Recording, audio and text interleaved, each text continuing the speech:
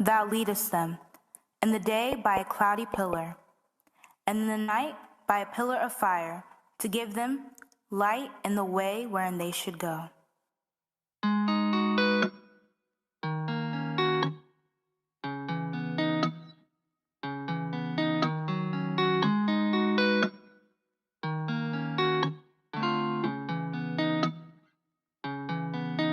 He said, go down there into Egypt land. Let my people go and make them understand. Yeah, the words of the Lord speak of wisdom. Yeah, his might is great. Moses listened. Yeah, he's got it and he's seen straight. Go down, lead people to the right side. Yeah, go down, listen to what heaven blood. Yeah, go down, you know what's on the inside. Yeah, I am an Israelite. Moses and Aaron walking side by side, with Aaron speaking and with Moses to guide. Yeah, he turned his rod into a serpent. Yeah, he's staying strong. Pharaoh said, yeah, he wanted to prove him wrong. So his magicians caught upon their gods. So Pharaoh sat there and just applied 2 snakes in front of their face. Funny how they consume the wicked way.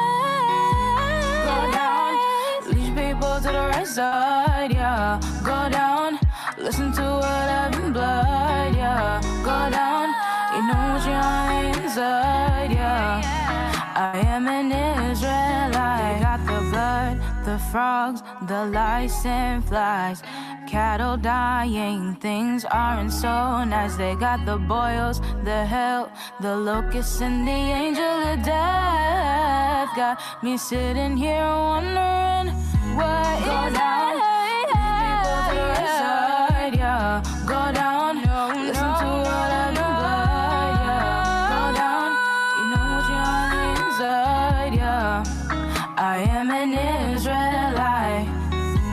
Go down, to the right side, yeah. Go down, listen to what I've been blood, yeah. Go down, you know what you're on the inside, yeah. I am an Israelite. You better go down, let my people go. Hello, Yeah. My name is Jeremiah. I'm currently the lead chairperson for RISE. First and foremost, RISE stands for Restoring Israelite Self-Awareness Through Education. We are a youth-led organization in which our initiative is to restore confidence, integrity, and education back into our youth and our community. Now, we are very excited, very proud to present to you guys our first ever RISE Youth Summit, titled Facing the Future Together. Now, this event is targeted and is targeted to helping guiding our youth into the right direction during these transition times of life. Now, without further ado, I'd like to pass the microphone to my main man, Christopher Porter.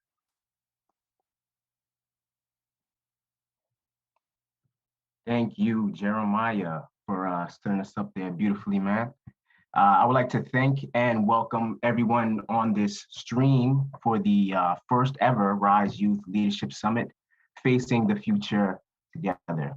I'm Christopher Porter. I am a member of RISE here in Toronto, and I am delighted to be here today as your moderator for what we hope will be a very informative and inspiring live discussion about the maturation of our youth and contemporary issues that don't just affect the young ones, but also affect all of us on a day-to-day basis. So we encourage you to share this video with your friends and your family. Hit that thumbs up button below. Make sure to subscribe to the channel if you haven't already, just so you guys don't miss out on a lot of the content that we will be providing for you every week.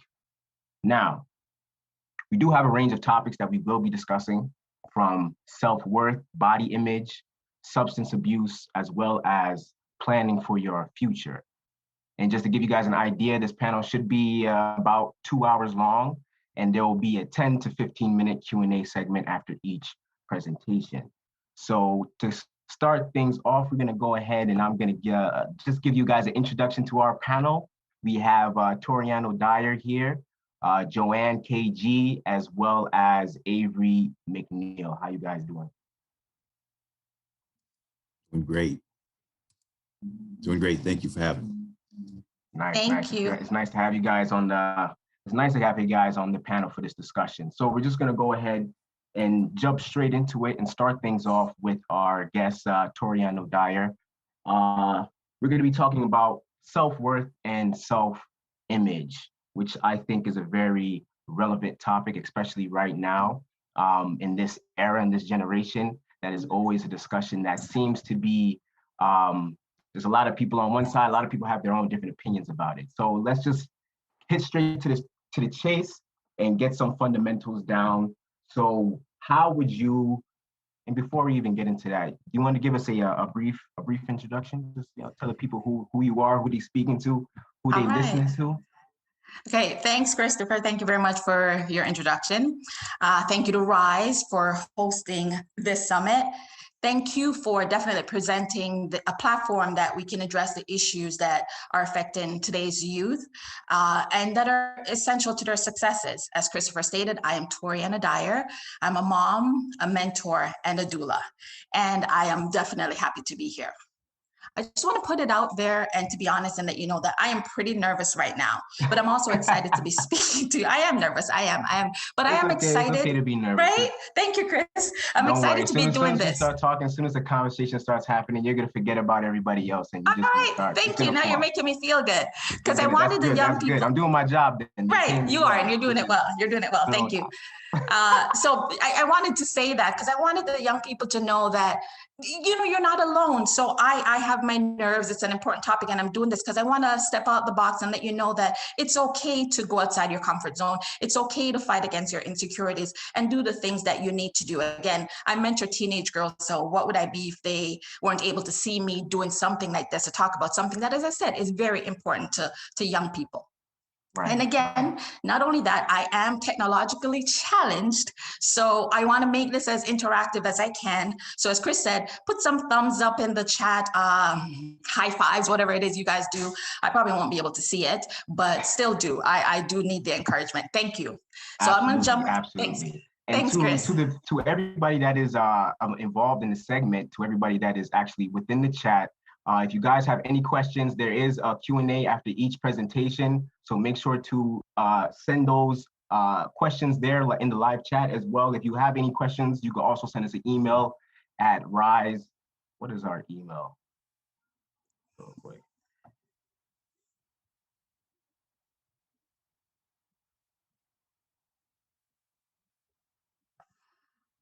Oh man, now it looks like I'm technically challenged.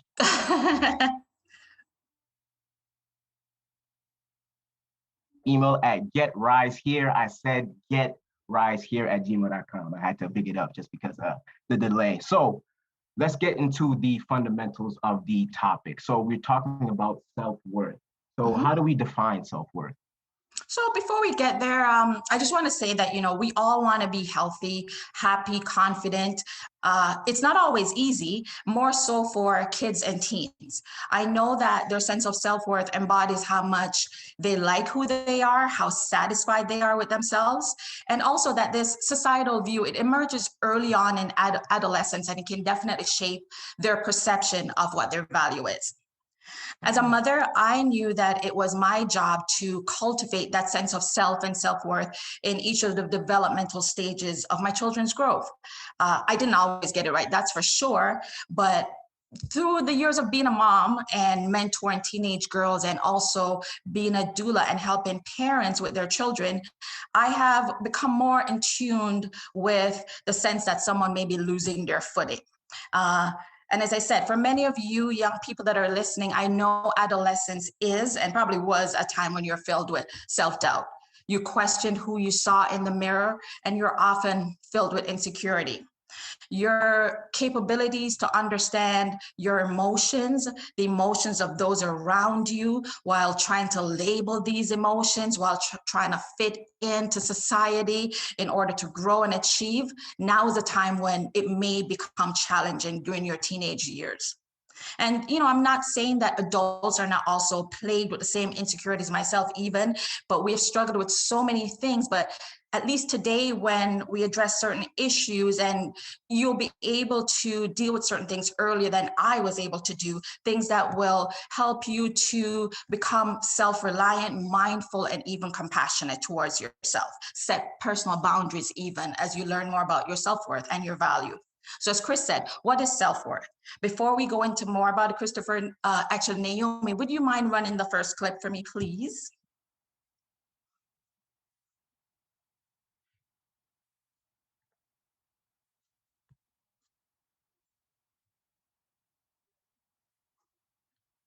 Taya, where's the clip? Taya? Joan, where's Taya? Ask her where's the video. Okay, so we're probably having a little bit of a difficulty. So let me just jump into it. Self-worth then is that internal sense, rather, that you're good enough to be loved, you're good enough to be respected, celebrated, valued. It's really the value that we place on ourselves. So before I talk more about self-worth, I do want to talk about self-esteem and what self-esteem means.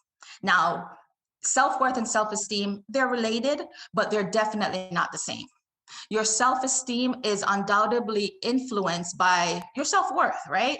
However, as I said, they're not the same. Self-esteem needs more focus on your external measures, how people view you and how you view yourself within society.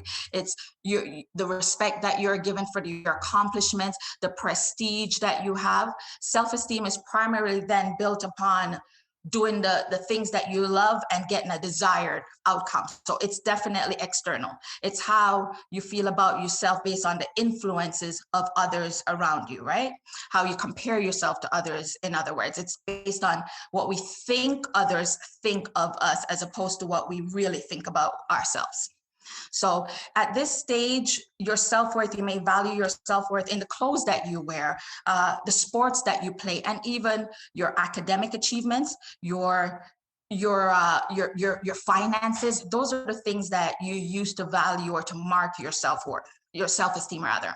So that being said, I want to now look at where, for me, self-worth truly begins.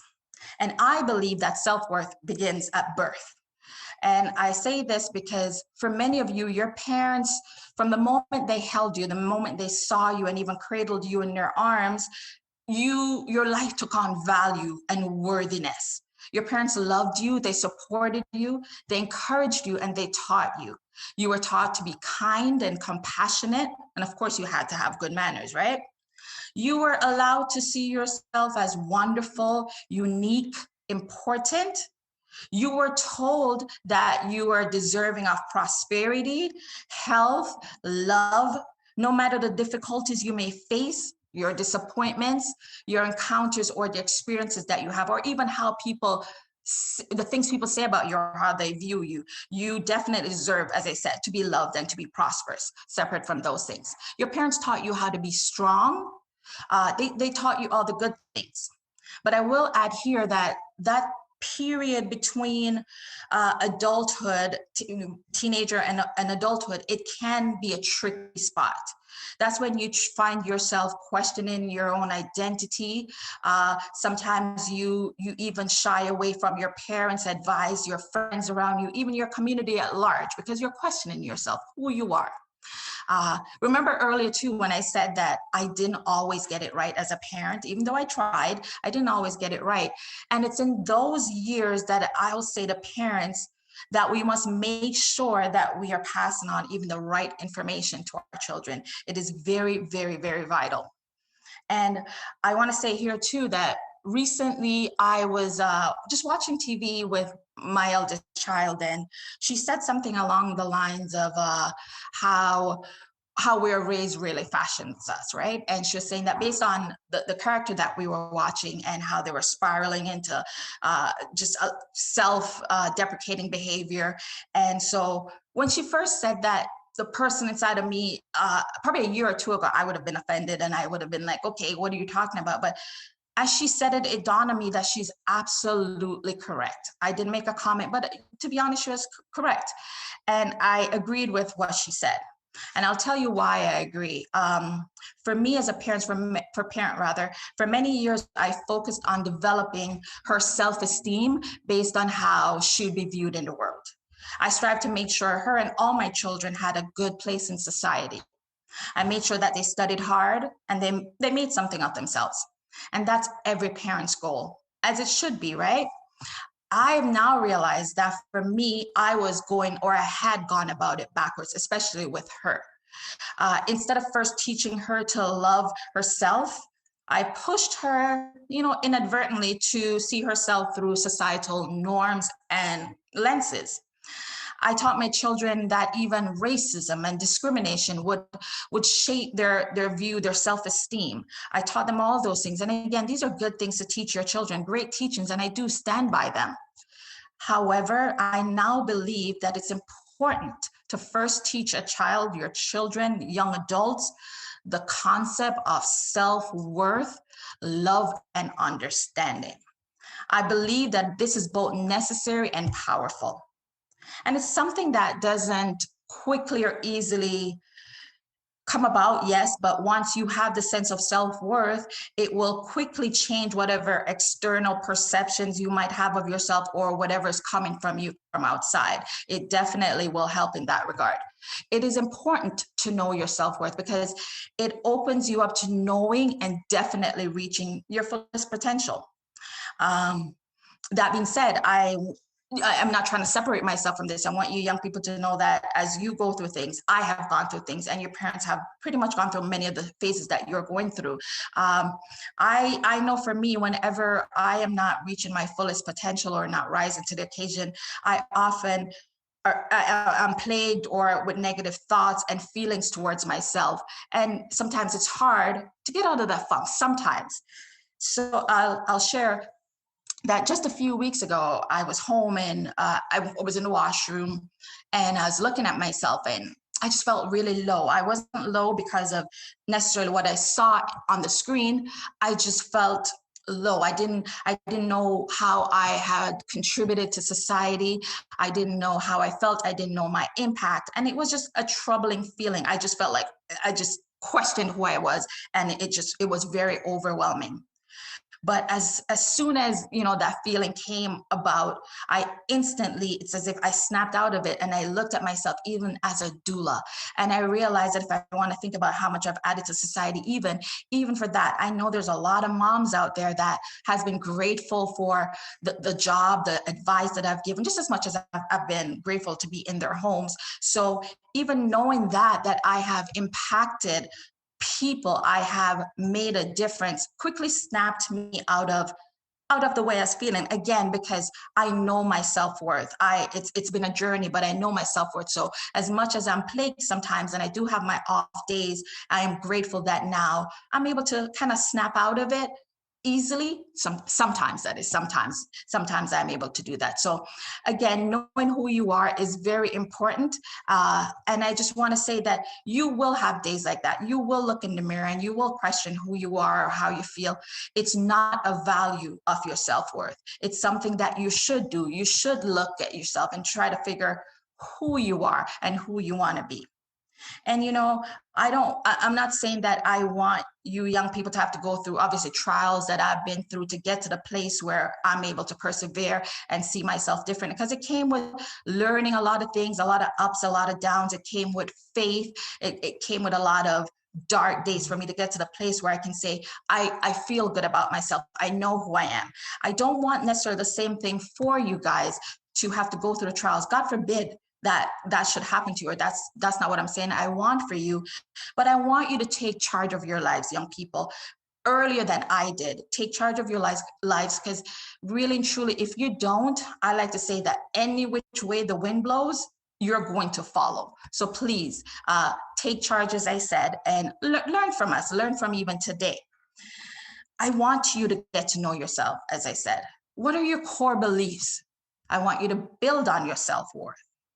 Does your core belief continue to line up with that of your parents and even your family? And again, as I said, your community, probably your church.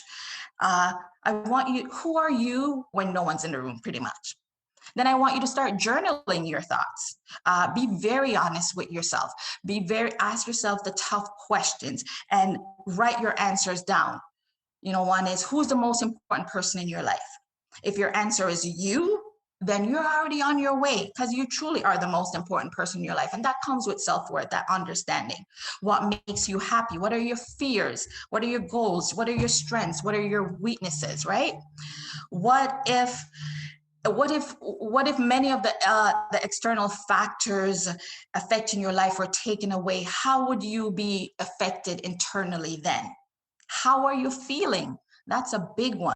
Even if no one's asking you that, you have to ask yourself, how are you feeling on any given day? That's how you get to know who you are. Again, as I said, look at the answers. When you've written them down, you journal, they will definitely reveal a lot. But in so doing, be compassionate, be kind and forgiving if you have to be. Be very, very kind. And, before I move on from this topic, I want to really say quickly and stress the importance of communication. Communicating and learning to communicate will definitely go a long way to building your self-worth. Open dialogue was not always rather encouraged in my culture.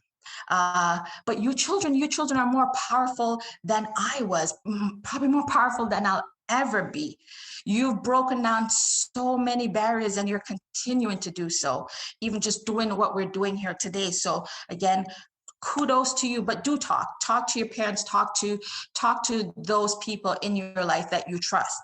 I know at this time is when children will say that we just don't understand, but I assure you we understand. And we do remember our struggles.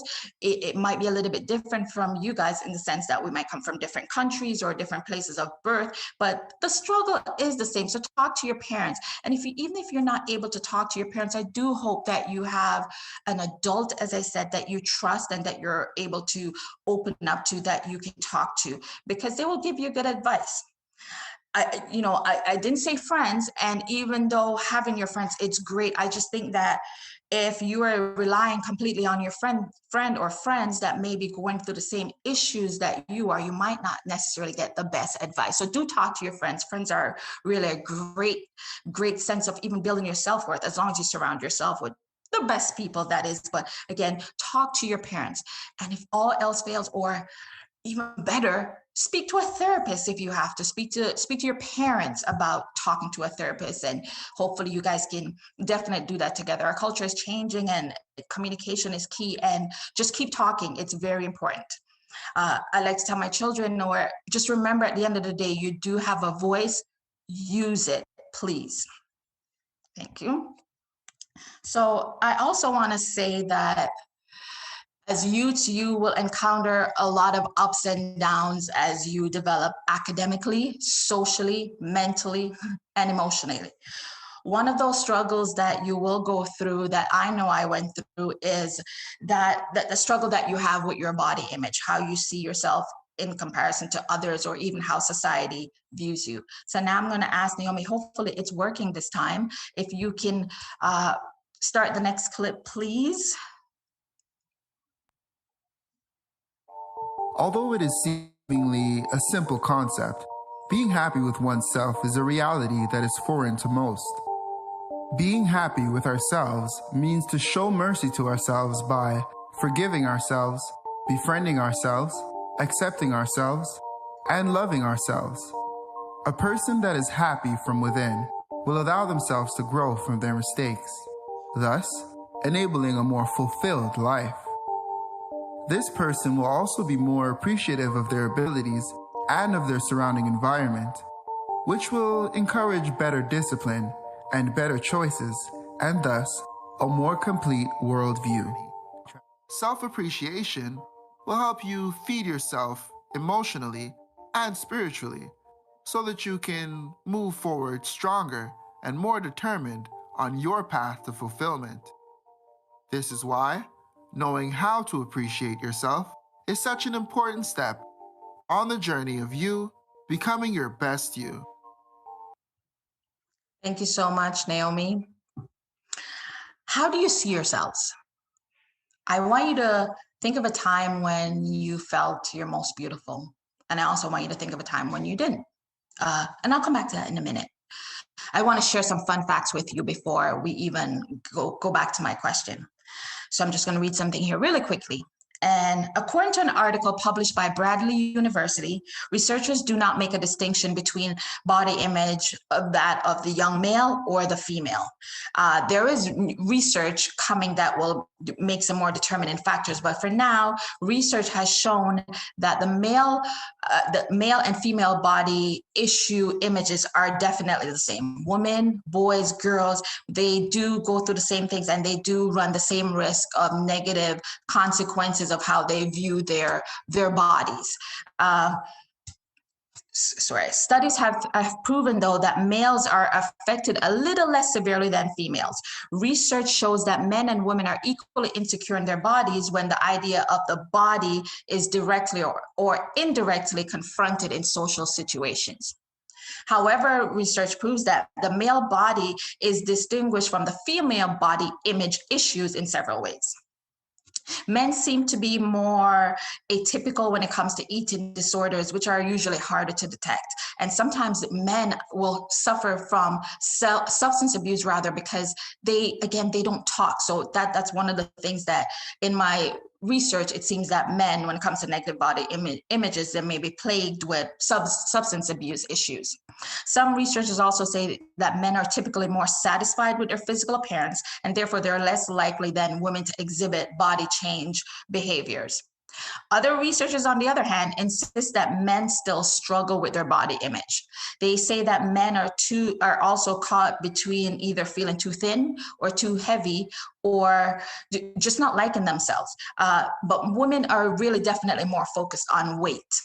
According to another study, over 90% of males struggle in some way with body dissatisfaction and negative effects and emotions and thoughts when they think of their own bodies.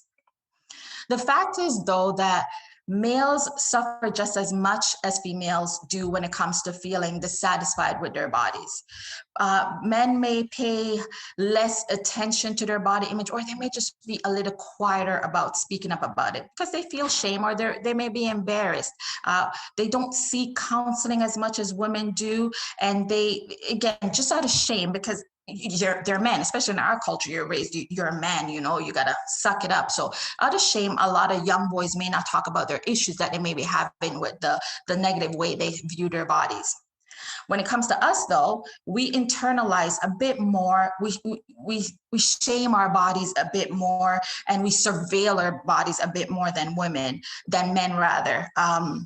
Men, when their body image, their issues seem to be a little bit more misunderstood than women, as I said, because boys or men don't tend to talk about certain issues, especially not the issues that they may be having with their body. Probably they feel like they want to bulk up a little bit more. They're not necessarily going to come to their parents and talk about it. But today, though, it's the negative impact of body image on men or young boys. It definitely is just as prevalent and recognized as how a female unhealthily views her body image. So I believe that gone are the days when women were the only ones that were affected, as I said, socially with the issues that they face when they look in the mirror. Bottom line, though, unhealthy body images is a problem for both men and women. And just as the challenges that young women face, it has issues deeper than just pretty much a weight thing. So I'm hopeful rather that I've painted somewhat of a picture of what self-worth is, and presumably you'll be able to understand how you see yourself in the world setting. How do you feel about yourself? The goal is to accept yourself fully, wholly, and completely, whether you might think you see a pretty picture of yourself, whether you feel good, whether you feel bad, or you even feel flawed. You have to just accept the fact that you're not perfect. None of us are. The challenge is in accepting that, right? Yes, you may be flawed. However, this is you. This is your body. It's a part of the true you. And I wish someone had told me just those words when I was growing up, because I really needed to hear it. And it's not a knock to my mother, and it's not even a knock to my culture, it's just facts. I do wish that someone had told me all these things. As I said, I came from a place where body shaming was just the norm. It wasn't labeled as body shaming then. It's now that there's a word for it. I had no idea what it was, but I do know that I hated my adolescent body. I didn't understand the changes that I was going through, and I didn't have anyone to talk to. I didn't have a big butt. I wasn't endowed any other area of my body. And I felt the effects of it. I felt I wasn't comfortable being in society. It took me even I was always covered up in the heat in Jamaica. I was always covered up, and it took me so many years to even be able to wear something that showed my sleeves. As I said, it was a hard time for me being a teenager, or even a young adult with all those scares, those flaws and those thoughts rather. My scars were deep. It took me a long time to get here where I'm able to understand and say, you know what, this is me. But enough about me. I am here for you. And I will say that although unhealthy body images doesn't discriminate against color, I do know that Western beauty hasn't always been Black or brown beauty. And I know for many of you, because of that, you may suffer insecurities as I did, just as when I was growing up in my native land. So I got to say, my heart does pain me sometimes as I put myself in your shoes. I do understand, as I said, covering up my body. I do understand the issues that you may be facing when it comes to your body. Although, again, I'm technologically challenged and I don't have much of a social imprint or footprint. I do see sometimes from my children, some of the posts that you yourself see on your feeds, whatever that may be. And some of them are sad. Some of them, it breaks my heart. I see the filters. I see how now you're able to alter your body. And, you know, I say like, wow, this is great. Look at how far you've come. And I'm like, kudos to whoever thinks of these things.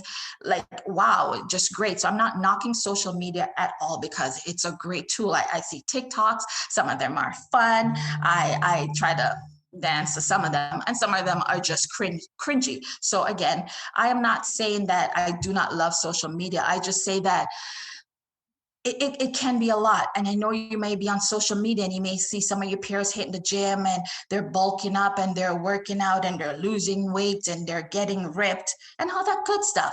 And it's great. And I'm all for healthy living and eating well and staying active, being in shape.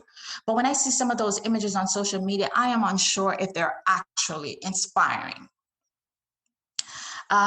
It's been said before too that there's been one major contributing factor to all the negative images people see, and it's been blamed on the silver screen on TV, movies. But now I feel like there's more to blame than just TV. And again, I am not bashing social media. I love the advent of social media. I love the idea of social fitness and how you fit in. But when a lot of the images that you see on social media, I want you young people to know that they're not realistic. I do not believe that social comparison is the best way to build your self-worth. I do not believe that it allows you to be your most authentic self, your most loving self, just by comparing yourself to what you see on social media. It's, again, as I said, it's not very realistic, in my opinion. And I know that you're inundated with all the things that you see. And I know how tiring it is, how heavy it is, right? To have to balance yourself against the external influences that you see. I know it's a lot. But remember when I asked you to go back to a time when you felt your prettiest, whether or not you took a picture or it didn't feel that pretty. I want to ask you, or just think about the times when you did feel beautiful. Was it because of your outfit? Was it because of your lipstick? Was it because you had a fancy lineup, your hair looked good? Or when you looked at that picture, was it because you could see something in that picture that was more than what everyone else can see? Was that what made you happy, right? Was it more than what the camera captured? I hope that you definitely saw yourself more than just that pretty smile. And I want to note as well that there's no one definition of beauty. that took me a long time, a long process to come to even that point where I was no longer fixated on how I look, because it's tiring. It's about learning to love yourself inside yourself, in the skin that you're in the body that you're in. It's accepting the bodies that you have. Accept your body. Know that there might be some parts of your body that you don't necessarily love or you don't think is good. That's okay, but it's coming to accept it. You got to accept that. Accept your woolly hair. Accept your features for what they are. Accept your arms. Accept your back for more than burden bearing. Your feet for more than carrying. Your arms for more than lifting. Accept your body in its entirety and know that it's beautiful. Accept your bodies. Know that, boys and girls, you are fly. You're wonderfully made. And I want you to embrace that completely. Embrace that in such a way that external forces won't affect how you see yourself. It won't matter if you're fit. It won't matter if you're healthy. And I say that, yes, I do want you to, work out, eat better, but it's a journey. Love yourselves for where you are. Take steps to do better, to exercise, to diet, do what you need to do. But in the meantime, love your bodies. I started working out, well, now not so much, not too long ago, so much later in life, and having a trainer, and he would pretty much tell me the same things, like he would know what my body goals are, and we'd work towards it. There are times when I'd break down and hate how I look, and he'd be like, no, you're doing good. So do things to make yourself feel better until you're actually at a place where you completely buy into that, right? So as I said, I do have my own insecurities about how I look. And literally for me, sometimes I get up and I have to put a face on to meet the world. I literally do. But at the end of the day, it's who I am. And I am now at the point where I can say, love me or leave me, right? Shoot, it's just what it is. But again, I can't stress it enough. Be kind to yourself. Develop positive habits and do your best to accept what you cannot change or control until you are healthier and your outlook on life is better. This now leads me to my final topic. And Naomi, once again, can you roll the clip? Thank you. Perception of self is the fundamental influence on your perception of the world and what you deserve from it. Therefore, having a negative or unworthy perception of self will result in a lower self-esteem and a pessimistic attitude, thus leading to a less fulfilling life. Your perception of self will influence your conduct, as well as your perception of the experiences encountered throughout your life. Changing your perception of self can be the difference between a cycle of life not beneficial to your growth and excelling at endeavors you are passionate in a fulfilled life. To be conscious means to be aware of one's own existence, sensations, thoughts, and surroundings. A person who is conscious is fully aware of or sensitive to their ever-changing reality. In a deeper sense, to be conscious means to come into the knowledge and awareness of self, and to intentionally make use of your time, space, and energy. Becoming conscious helps with the understanding of your own nature and encourages a deeper connection to your life goals and aspirations. Thank you, Naomi.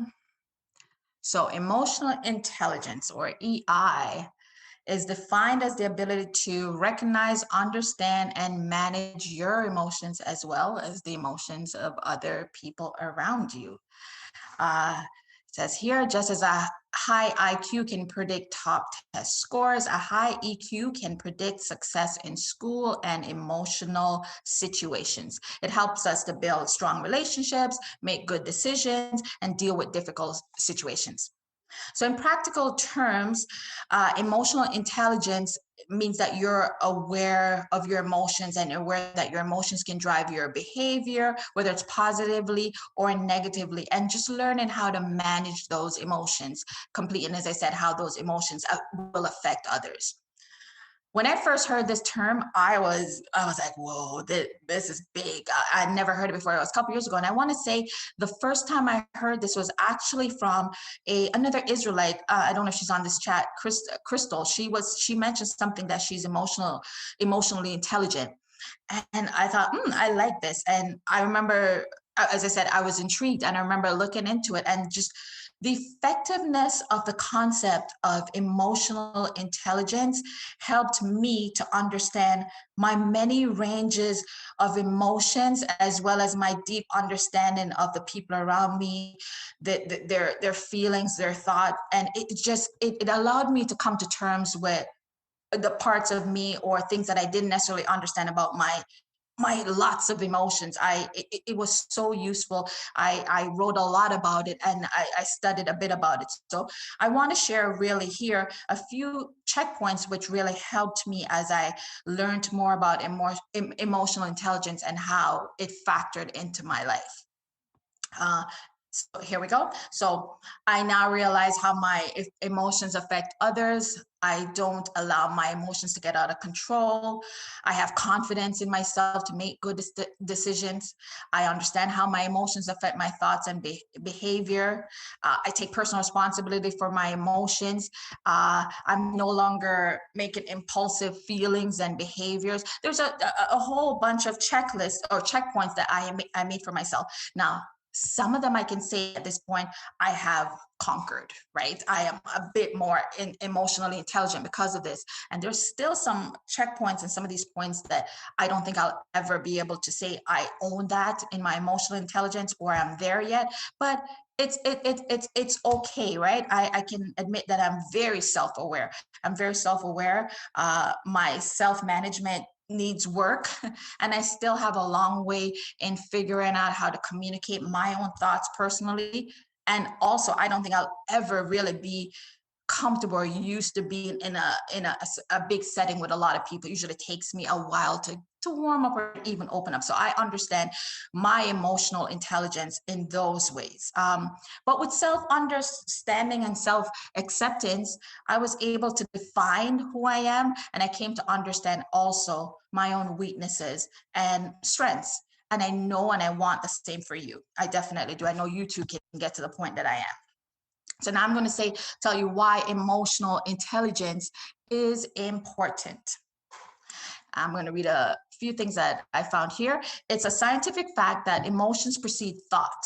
When emotions run high, they change the way our brains function, diminishing our cognitive abilities, decision-making powers, and even interpersonal skills. So understanding and managing our emotions and emotions of others helps us to be more successful in life and more successful in our personal and professional lives, whether it's when you start your first job or when you're at school, how to carry yourself. Being emotionally intelligent really helps you in every facet of your life. It helps you to have those uncomfortable conversations when people hurt your feelings. You're able to stand up for yourself and say, I don't like that, or this affected me in such a way. Being emotionally intelligent definitely allows you to do that. It allows you to manage your stress when you're feeling overwhelmed. Emotional intelligence also helps you to improve your relationships with the people that surround you. The topic of emotional intelligence for me is such a big one. As I said, it's so fascinating. There's a lot to learn. It's very revealing. It's also very encouraging. I do know that it's a lot of work. It's a lot of work. It's not something that you're going to read about emotional intelligence tonight and, well, I know for me anyway, I didn't figure it out all overnight. It's a lot of work and it can be overwhelming. So I encourage you to make your own list. You can use these checkpoints if you will. Hopefully they'll help you as they helped me. So make your own list. Work on the things inside your character. See how you can change things if you need to change things, right? So hopefully that will help you. So I know we do all want to be the best version of ourselves. We want to be better adults or better young people. We want to become more aware of our emotional needs. So in so doing, I want you, again, as I said, ask yourself the tough questions. Get to know yourself better. Understand your emotions as they impact your behavior. Be mindful. Do not be afraid of your information. After all, How are you going to grow if you don't know who you are? If you're afraid to ask yourself the tough questions, if you're afraid of who you are inside when you sit by yourself, how are you going to grow? How are you going to change? I'm sure we all have to grow. There's changes that we all have to go through. None of us, as I said, is perfect, but how are you going to grow if you don't ask yourself the tough questions? Emotional intelligence is such a big, wonderful topic. And the idea of it, for me, it's still developing. Every day I go through things that make me better emotionally or not so much.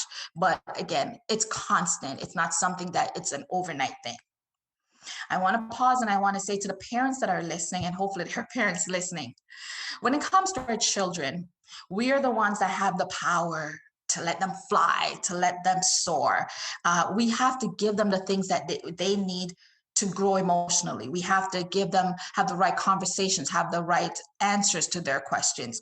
It's very crucial that we help them on this path to emotional growth.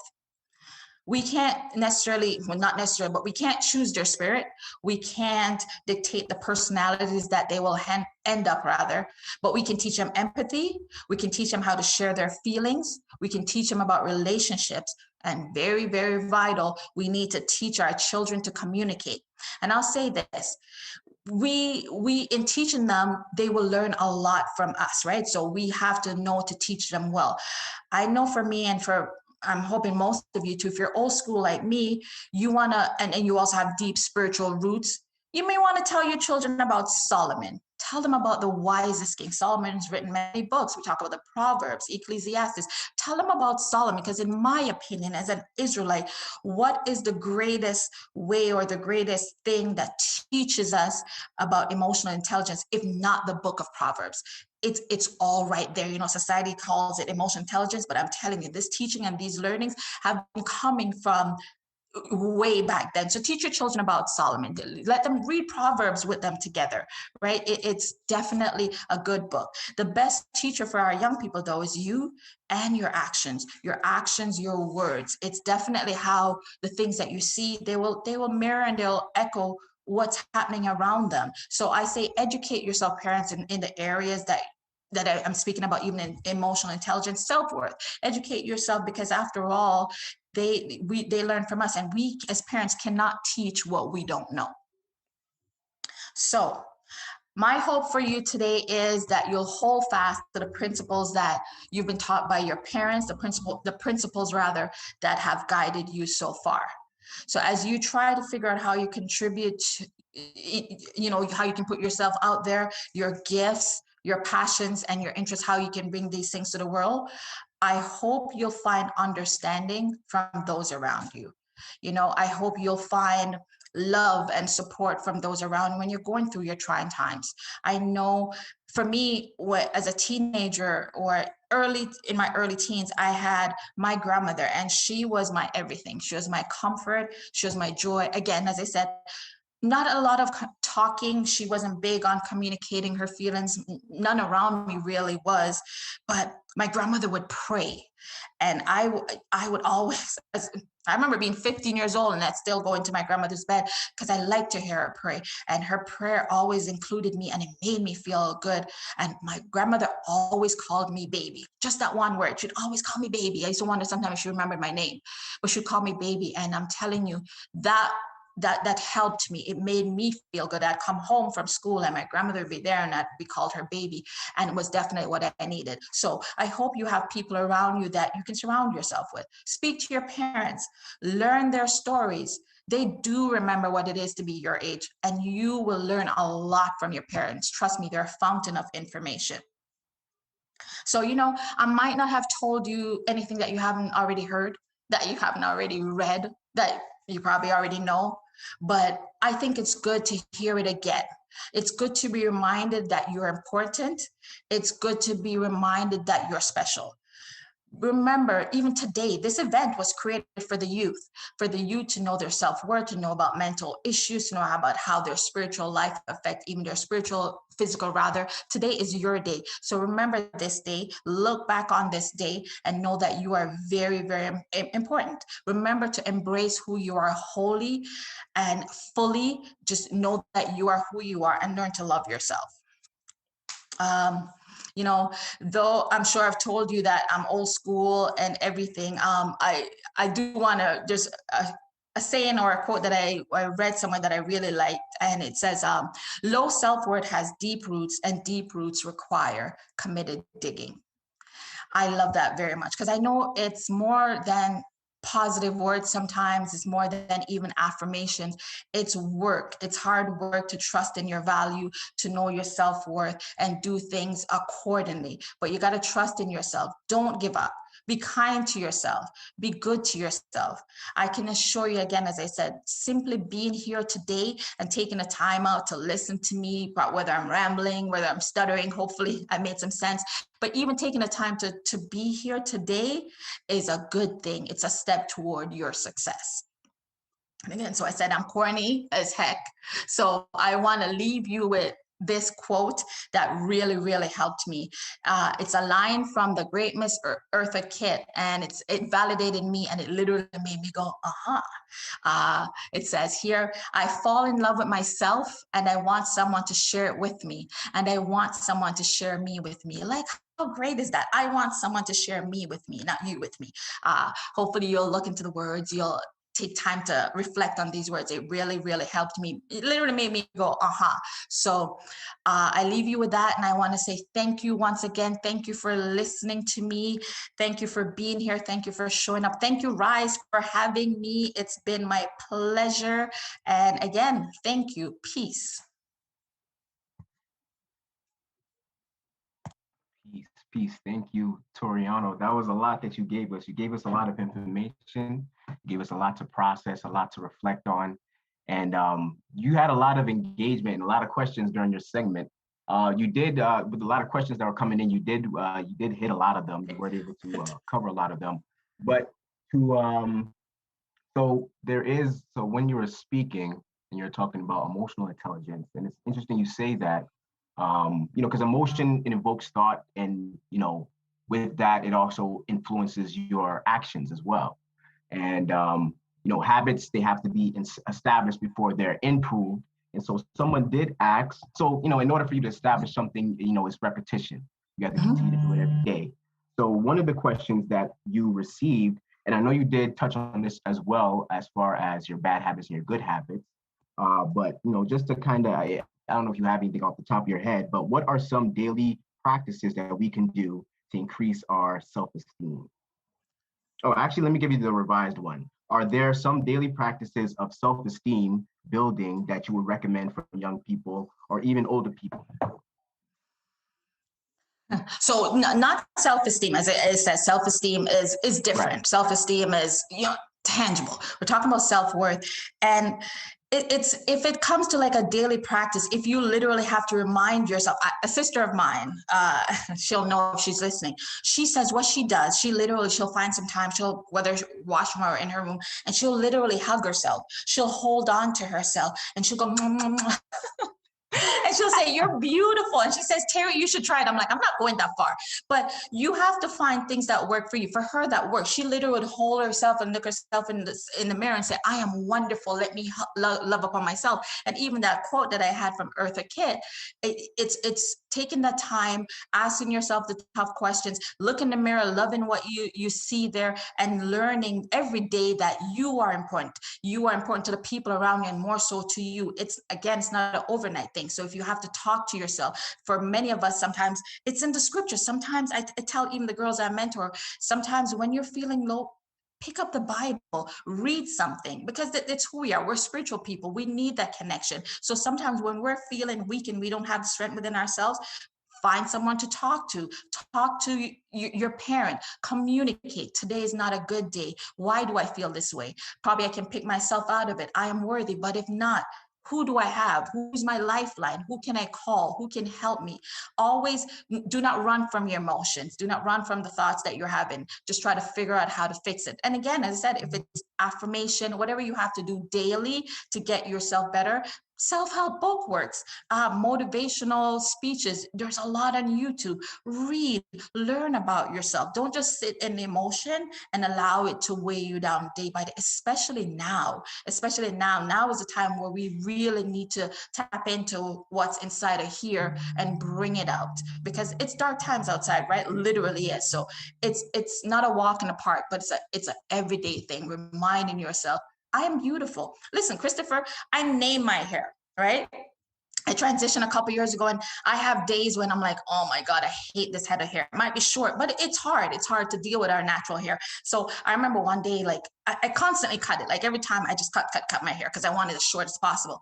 And one day I was cutting and I wanted to cut really short. And I just felt like she's not going to like it. And I'm like, oh, you know what? My hair, her, she's important. I name even my hair. It's hair. I don't have a name for it, but I name it hair, right? So even that, telling myself, oh, hair, you're beautiful. Okay. You know, you're okay. I love every aspect about myself. Listen, I have a lot of insecurities. Some days are better than some. I have issues as well. But when I feel certain ways, I talk myself out of it. Or as I said, I'm at this place now where I'm just not able, I don't want to say that word as if it's easy, but now sometimes when the negative thoughts come on one side, the positive side, the thoughts kind of lift me up, right? So it's every day. I hope I wasn't rambling, but it's an everyday thing. Every day looking at yourself and loving upon yourself, right?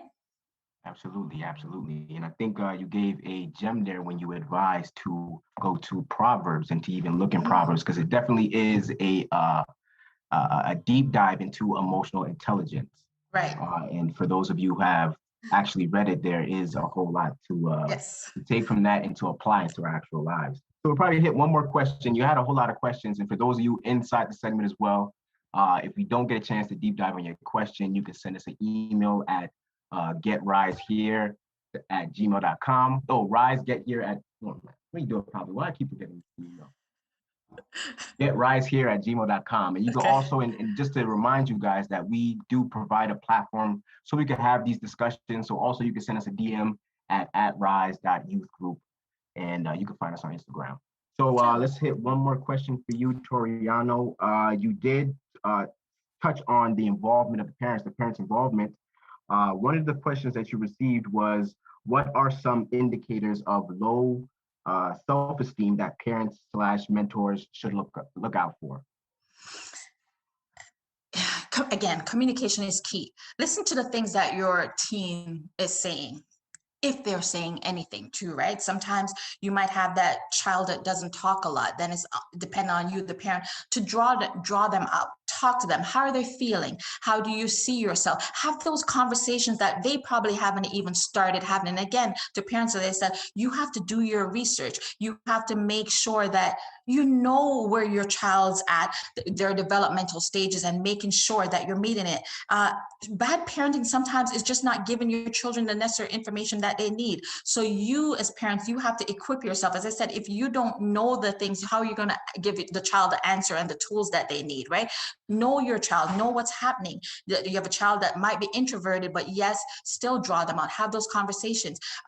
Look at how even physically, how's your child feeling? How are they when they are around you? It's your child. You're able to read them. So become attuned to your child, who they are, and allow them to as well get to know themselves. You have to be the one to help them to do that. Listen, our elder says that you cannot stop teaching a child until you believe that they've learned everything that they need to learn to arm them to get through their day-to-day life, for them to be successful. So keep teaching them, but as you keep teaching them, keep learning, talk to your child. That's one thing I can say in the Black community. We've always had an issue with communication. So communicating with your child, talking to them, ask them, how are you feeling? How do you feel about yourself?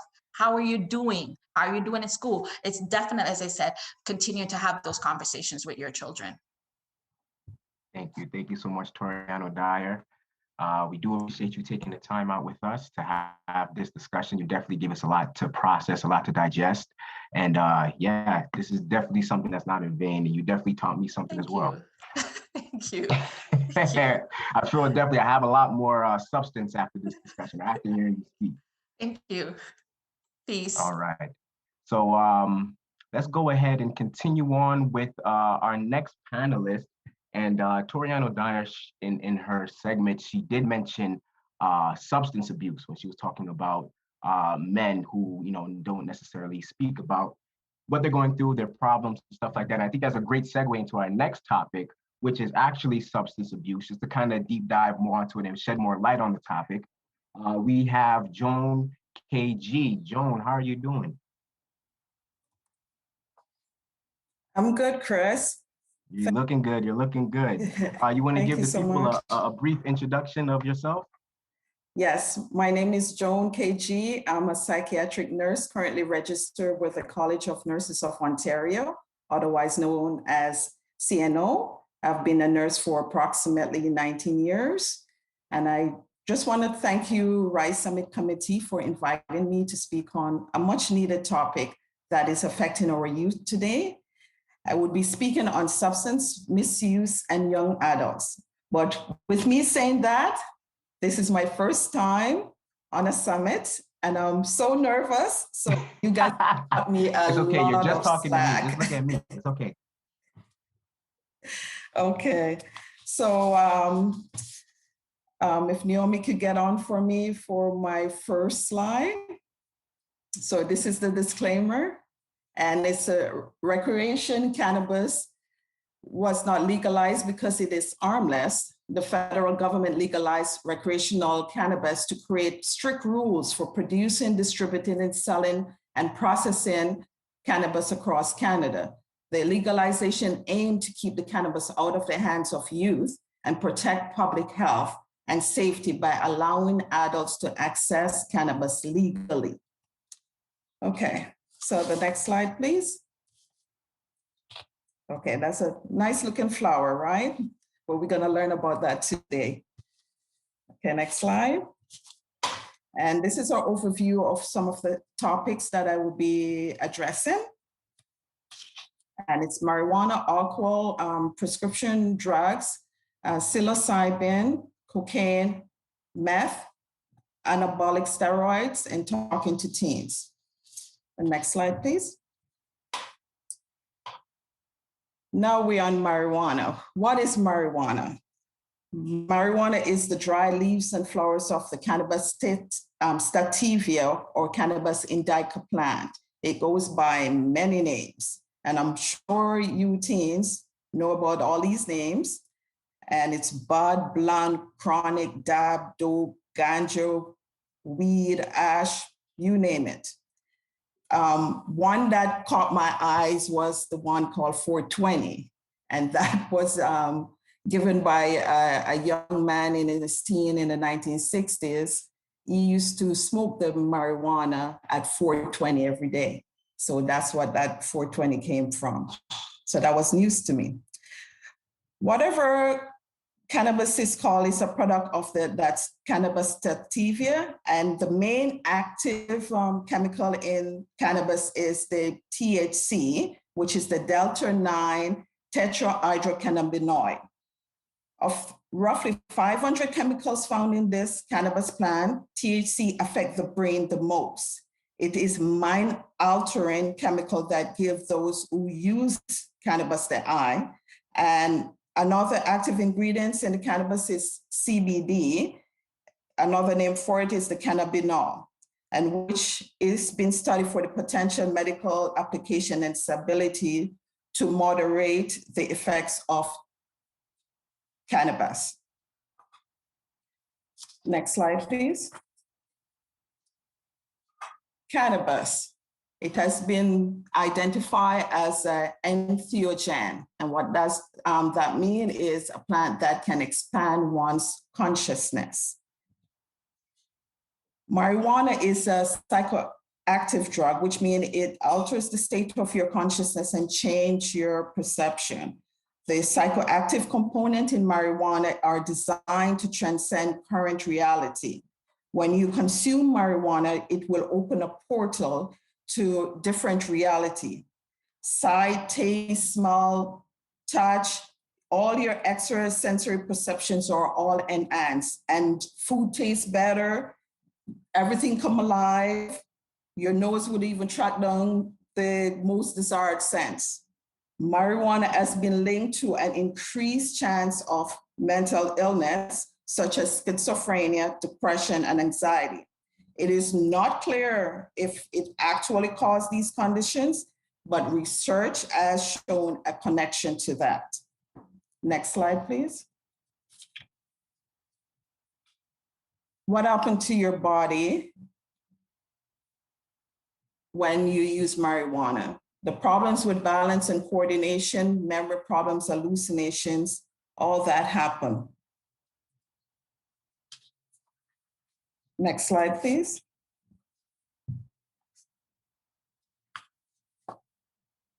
The rate of cannabis use is over 2 times higher among Canadian youth and young adults than anywhere else in the world.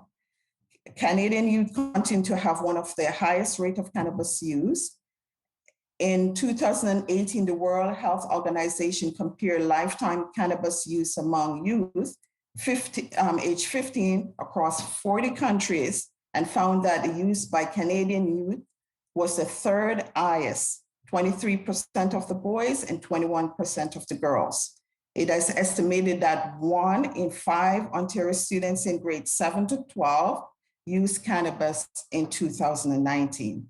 Cannabis used by students across Canada increased from 16.7% to 18.1% from 2018 to 2019. So that is a big jump.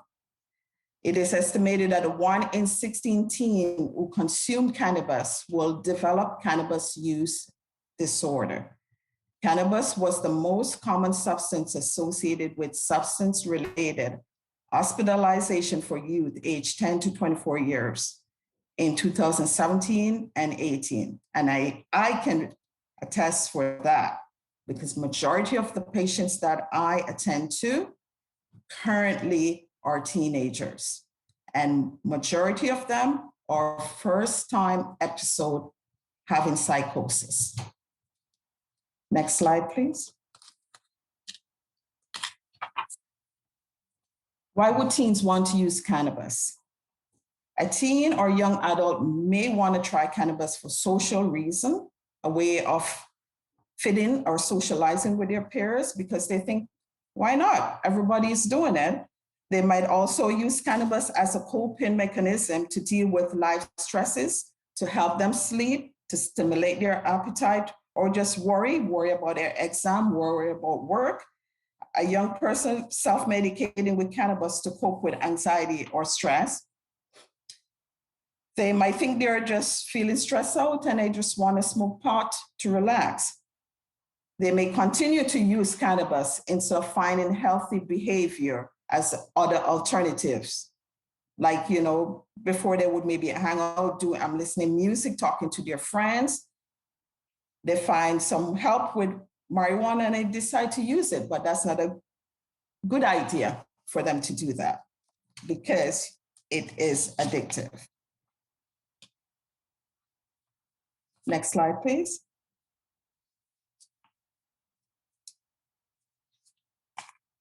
Different ways marijuana are consumed. They are consumed in several different ways. They inhale, ingest, apply topically, and they're significantly different in the ways the effects are felt. A dry cannabis can be rolled in a cigarette called joint or cigar called blunt. It is smoked in a water pipe or bong, vape, e-cigarette. Cannabis edibles can be brewed in tea, infused in drinks, or mixed in food, ingested as candies, cookies, and brownies. Consuming cannabis edibles like brownies or cookies are considered by some of the youth as less risky way of consuming than smoking it. Next slide, please. Those are some of the candies that look like the original candies that children like to, but you have to pay attention that the marijuana logos are on there. But they make them so convincing for children to get hooked on these drugs. Next slide, please. Look at that lovely biscuit or cookie. That's a marijuana cookie. And that is enticing to me right now. Next slide, please. Marijuana and alcohol. While some team may argue that cannabis is safer than alcohol, the use of cannabis alone is enough to impair judgment.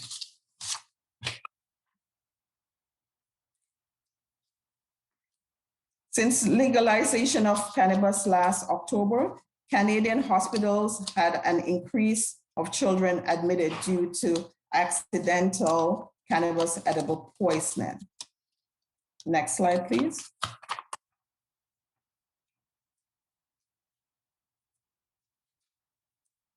Is it okay to use marijuana? Research shows that cannabis use can affect the normal brain functioning in youth and young adults. So if you take a look at that picture, you see a healthy brain and a 20-year-old brain that has been using marijuana every weekend.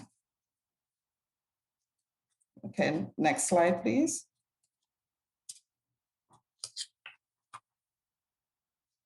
Next slide, please.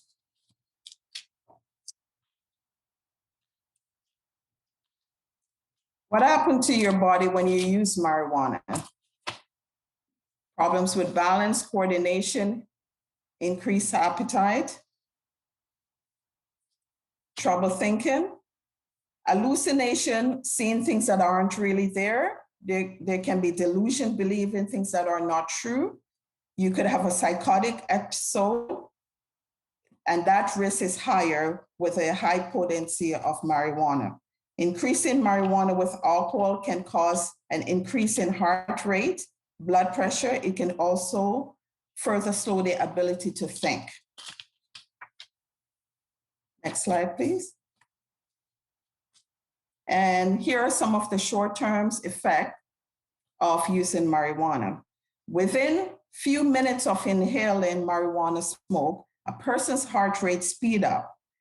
And with that, the area in your lungs will become enlarged, and your blood vessel in your eyes expand, making your eyes look red.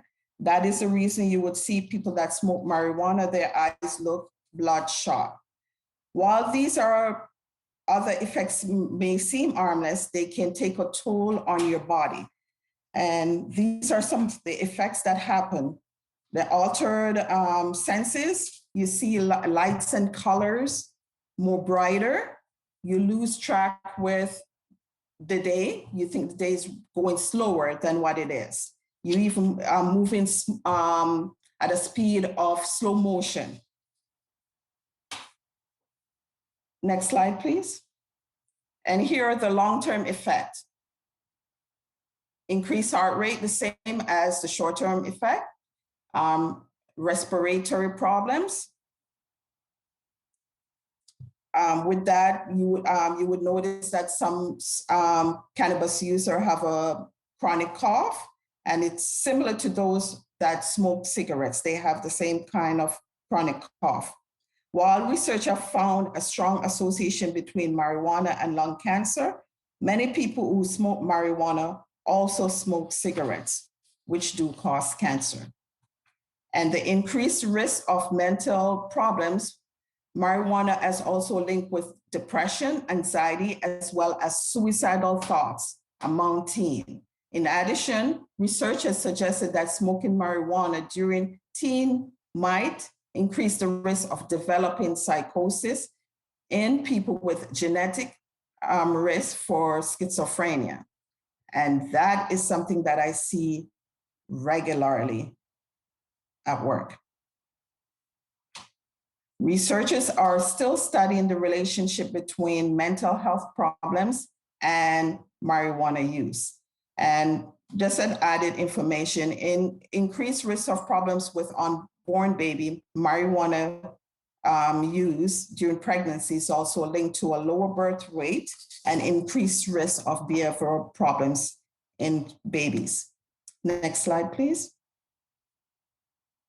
What happened to your brain when you use marijuana? All drugs changes the way the brain works by changing the nerve cells communicate. The nerve cells called neuron send message to each of the releasing chemical called neurotransmitters. These neurotransmitters attach to the molecules and neurons called receptors. When the marijuana is smoked or vape, THC quickly travels from the lungs to the bloodstream, which carries it to the organs throughout the body, including the brain. The effect of it happens immediately and can last for 1 to 3 hours. This can affect decision-making, concentration, memory for days, especially in people with regular marijuana smoking. If marijuana is consumed in food or beverages, the effect of THC appears later, within 30 minutes to 1 hour, and may last for hours. Some people will consume more and waiting for the high and end up in the emergency room with the uncomfortable symptoms from too much THC. That is because it's a delayed response when you use the cookies and the edibles, all those candies and stuff. It's delayed. You don't feel the effect as quickly as when you smoke it. So it is dangerous in that manner to be eating the cookies because it can be deceptive. Sorry. Next slide, please. Is it okay to use marijuana? No, it's not okay to use marijuana because of all the side effects that marijuana has. Marijuana has the 3 classifications of all the other drugs. It's a stimulant, it's a depressant, and it just it doesn't work for with people's body generally. Next slide, please. Can you die if you use marijuana? No, you won't die there's no report of people fatally overdosing on marijuana alone. But in most cases, there's death with marijuana, but it's consumed with other drugs. Next slide, please.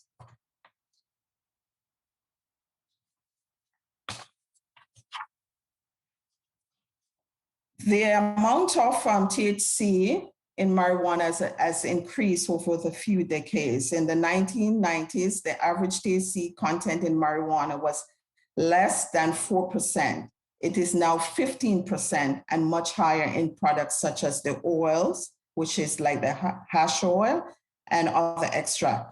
Scientists do not know yet the increase in potency and what it means for a person's health. Some people adjust how they consume marijuana by smoking or eating less to compensate for the high. There has been report for people seeking help in an emergency room with the symptoms, including nausea, shaking, psychosis, and after they consume a high concentration of marijuana. Next slide, please.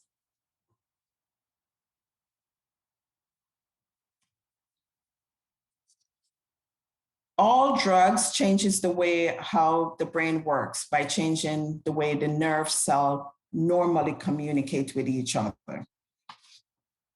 Next slide, please. Next slide, please. Next slide, please.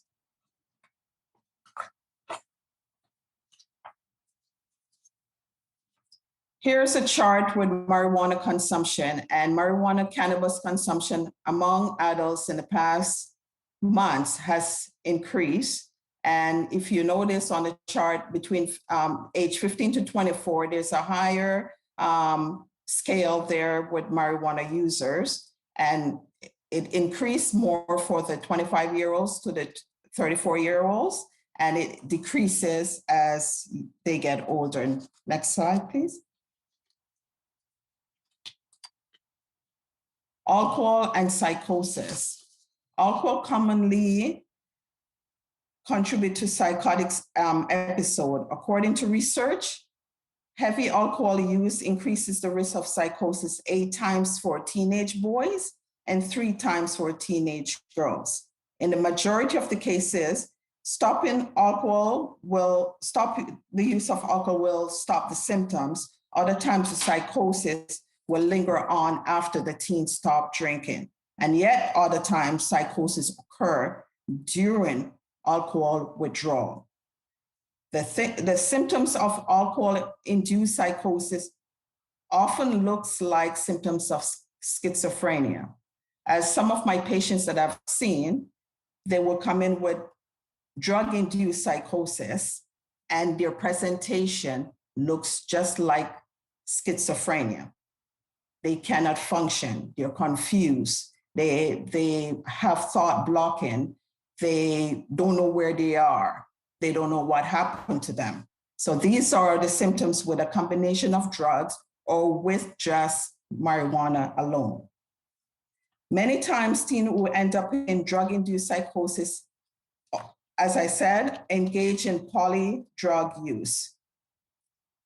And these combine with different types of drugs together at the same time or after another. The combination made even more potent and toxic, especially when it is consumed with alcohol. Teens who engage in poly-drug use are even more likely to experience drug-induced psychosis. Next slide, please. What are the risks of alcohol consumption for youth? Young people are at a higher risk for the negative impact of drinking alcohol because of the executive function in the teen's brain, such as decision-making, motivation, emotion, reward, and risk-taking behavior. Those are, because your brain is not fully developed until mid-20s, it have a greater impact on youth. So youth that are more vulnerable to alcohol-induced brain damage, which could contribute to poor performance at school. When a young person overconsumes alcohol, they're at risk of course, accidental injury and alcohol poisoning. Next slide, please. Next slide, please. Additional risk for underage drinking. Youth who consume alcohol or with other drugs need to understand their ability to drive will be significantly impaired. An impaired driver put themselves and everyone else on the road in danger, including the passenger, cyclists, drivers, and pedestrians. Motor vehicle accidents are the leading cause of death among 16 to 25-year-olds, and alcohol and drug impairment is a factor of 55% of those crashes, according to MAD Canada. Next slide, please.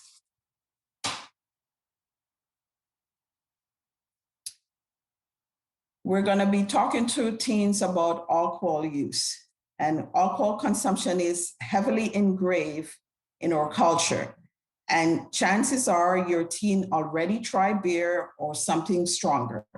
Even though you might prefer they wait until they're older to start the conversation, now is the time to discuss the alcohol use with them in a calmly and informed way.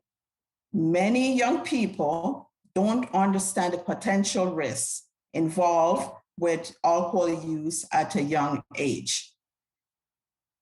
As parents and caregiver supportive adult, being informed about alcohol and its effects on you can help you to initiate early open conversation with your teens and preteens. A balanced conversation about alcohol can have a positive impact on the choices young people make and to make them grow into adults and for them to make responsible decisions about its use. Next slide, please. And this is a slide on the guidelines for alcohol consumption. Beer and coolers and ciders, wine and distill have different alcohol potents in there. The content is, some might be 5% and 12%. So you have to know what your drinking limits are. So you have to read the percentage on all alcohol intake. Next slide, please. Psilocybin, the other name for it is mushroom, the magic mushroom or shrooms. It's a hallucinogenic drug. It alters a person's perception, and as seeing or hearing or feeling things that are not really there. It may be sold on the street as dry whole mushroom or as a brown powdered material. The active component is sometimes made in an illegal lab and sold on the street as a white powder tablet or capsule. The mushrooms are often eaten raw or cooked. They may steep in tea or to make mushroom tea or mix with fruit juice and make a fungus delight. Less often they are sniffed, snorted, or injected. Next slide, please. So these are some of the effects that happen when you smoke the mushroom. The short-term use of the mushroom can produce lightheadedness, diluted pupils, nausea, vomiting, dry mouth, numbness, particular facial numbness, exaggerated reflex. And the exaggerated reflex is like when you go to the doctor and they tap your knee with that little hammer and your reflex go out, your foot reflects out. You will be sweating, muscle weakness and twitching. There will be an increase in blood pressure and heart rate. And next slide, please. And that is how a young person would feel when they use the mushroom, just like how the picture looked. They would have a distorted sense where they would be seeing things that aren't real. And some people would have a prolonged psychosis that resemble paranoid schizophrenia because they lost touch with reality, and it's a mental disorder that affects personality. Next slide, please. So that is an out-of-body experience that you would have when you use the magic mushroom. Next slide, please. How does the mushroom affect your body? After taking a mushroom, the mushroom is absorbed in the bloodstream. The speed in which it reaches the brain varies depending on how much they are taken.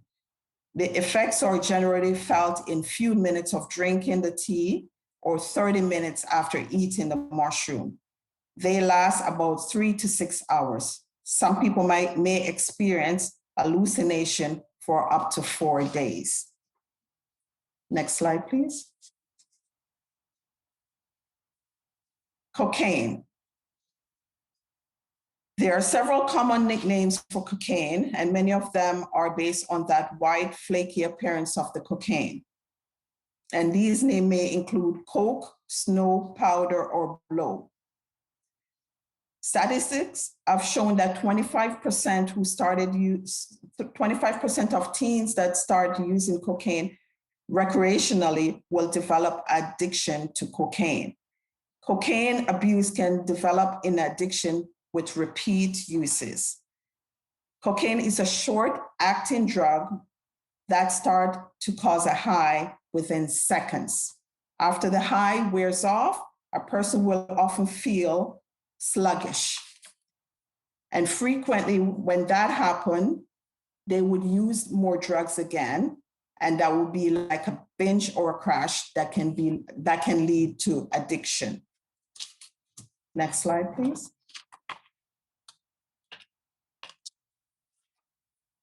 Meth.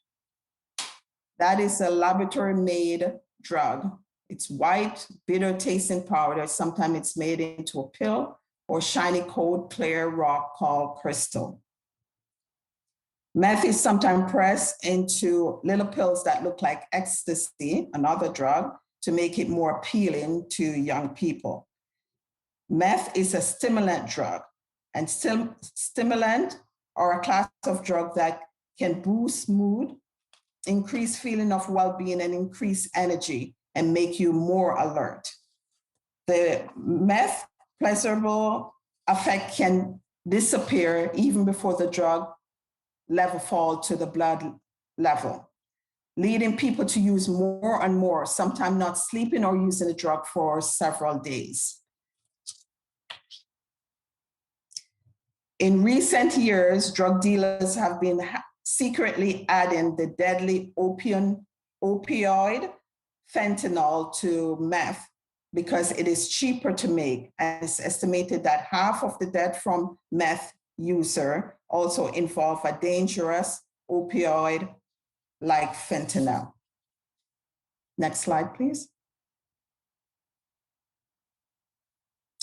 Now we're going to be looking at anabolic steroids, and the common names for them are gear, gym, candy, juice, roid, stacking.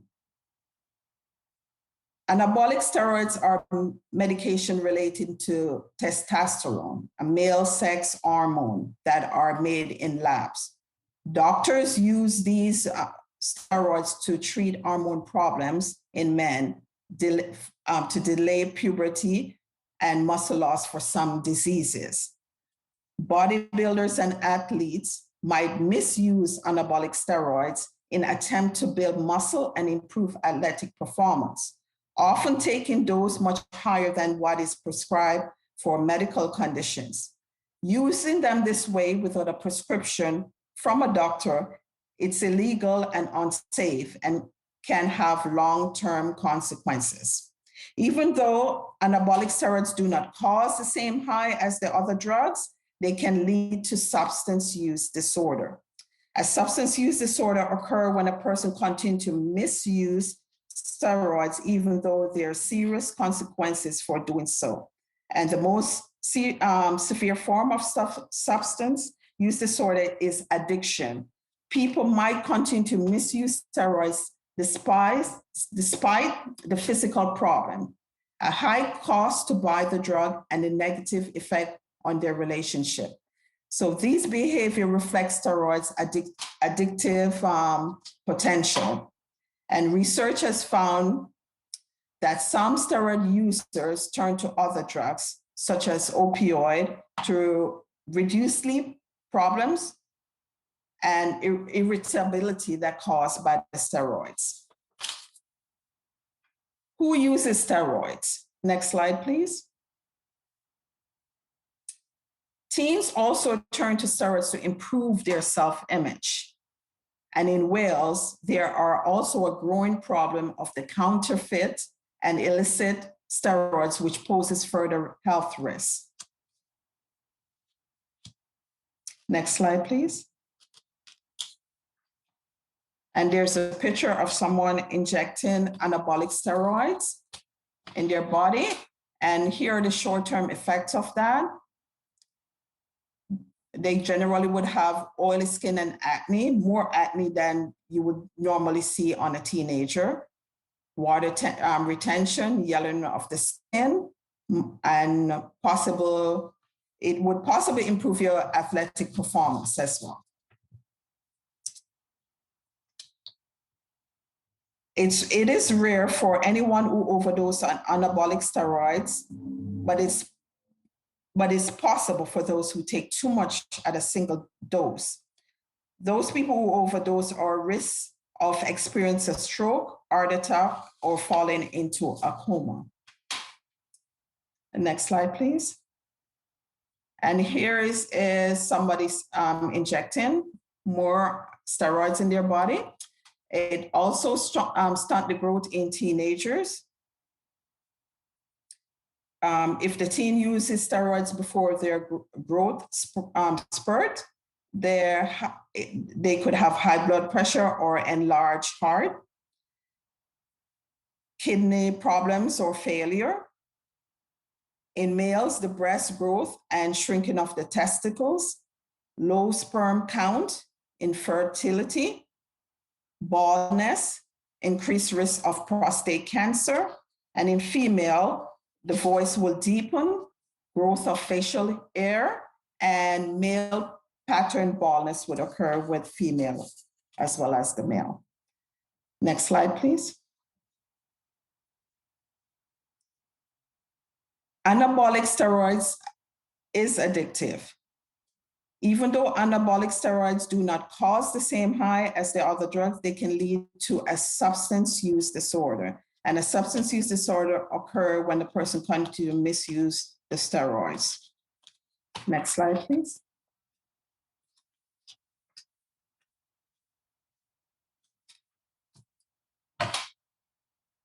Prescription drugs. And what are prescription drugs? Prescription drugs are often strong medication, which is why we need a doctor or a dentist to prescribe them for you. There are 3 types of prescription drugs that are commonly used, and they're the opioids, depressant, and stimulants.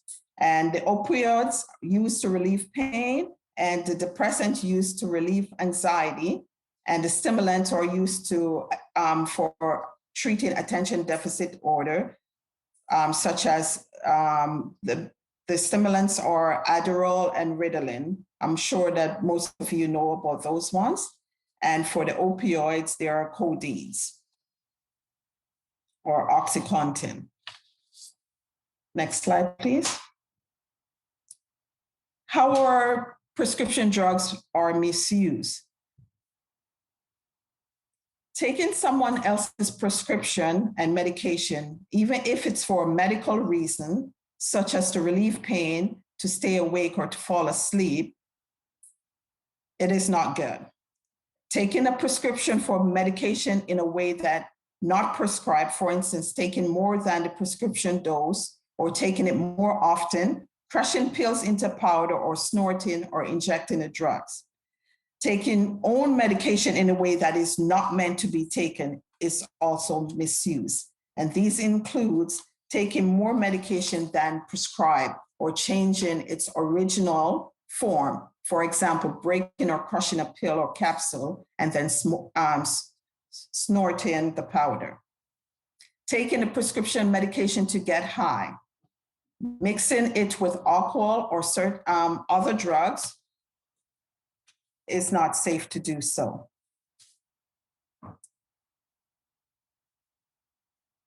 Next slide, please. Next slide, please. What should I do if someone I know need help? If there's a friend in crisis and need to speak to someone, there are several help online. They could call a drug and alcohol helpline. They could talk to their addiction counselor, their parent, a doctor, a school's guidance counselor, a healthcare professional. If they don't feel comfortable to do any of those, they call the kids helpline, and there's a 1-800 number. And it's free and confidential, and there's so many resources that they could find online in their provinces or the country that they live in. And that would conclude my presentation, and I would want to leave teenagers with this. Don't let drug control your life. Addiction starts in your mind, and then it controls your body. Thank you very much. Thank you so much, Joan. Thank you for all that that a whole lot of information that you gave us. Definitely is something that we need to look into. One of the questions that you did receive for the Q&A was tips for helping a loved one with an addiction. How can I best support them? What are your thoughts on that? Well, I guess it depends on the drug too. Well, drugs are addictive, and all these drugs are addictive that I spoke about. Teens and young adults, since their brain is in the development stage, it is easy for them to fall in a phase of experimenting with drugs. So I'll tell you this, drug is a temporary fix to their problems and their stressors. And not only that, they're a temporary fix, drugs destroy the brain cells. And youth in general are unsure and overwhelmed with the changes that are happening to them during their leading up to their adulthood. So it's wise for them to not rely on their peers when their peers are going through the same phase as them. And as I would put this phrase in, the blind cannot lead the blind. So it would be beneficial for them to speak to someone with more knowledge about life experiences, and don't underestimate the knowledge of adults, and come and talk to us. We're not born adults. We were once in your shoe. So remember, a habit is easy started, and it's difficult to break. And youth brain is delicate, and which is why they're more vulnerable to addiction. And this is why the drug dealer prey on them and entice them with the drugs that I was showing you, with the nice looking candies and edibles. So for that, I would tell you, please stay away from drugs. Say no to drugs. At one point in my life, I wanted to try it just to see what it would do, so I could explain to my patients and understand how they feel when they take drugs. But when I see what happened to some of my patients,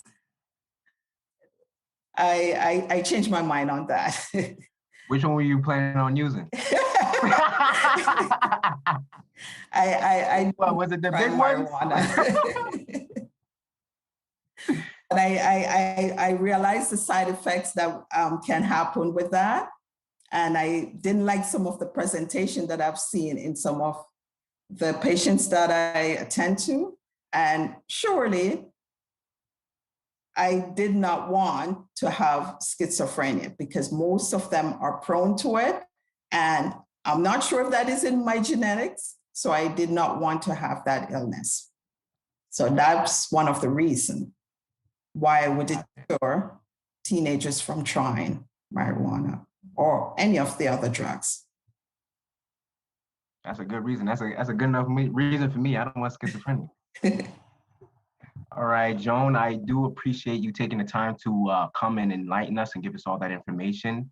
Again, for you guys who are in the chat, make sure to hit that like sub button. Make sure to subscribe. Got to keep those algorithms up. Joan, I thank you for your time. We're going to go ahead and get into our next segment. Last but not least, thank you. Before, but Avery McNeil, how are you doing today, sir? Hello, how you doing, Chris? Thanks for having me. Doing good. Today. You look sharp. You look sharp. All right. Well, thank you. Thank you. And the beard is just, it's lavish, man. I'm jealous. I can't wait for the white to come into mine. It looks good on you. Thank you. I appreciate that. Thank you, sir. Okay, so you want to give the people a brief introduction of who you are, who they're going to be listening to? Sure. Well, again, thank you for having me. First of all, I want to say here in Georgia, the weather is so beautiful. It's a Sunday afternoon and it's beautiful. And I'm thinking, wow, we have a Rise Youth Summit. There's so many distractions. There's so many things that the youth could be doing at this point, but we're decided to have a summit where we can improve ourselves, gather the necessary knowledge to improve ourselves. And it's commendable. I was just reflecting when I was growing up, television used to go off at 12 o'clock. It used to go off with the national anthem. And I remember, because I'm probably telling a little bit about my age, but I remember because I used to watch the show Love American Style and then the national anthem. And there's so much distractions out there. So again, to be here at this summit, this Rise Summit, I really commend all of the coordinators who have put this together. But I am Avery McNeil.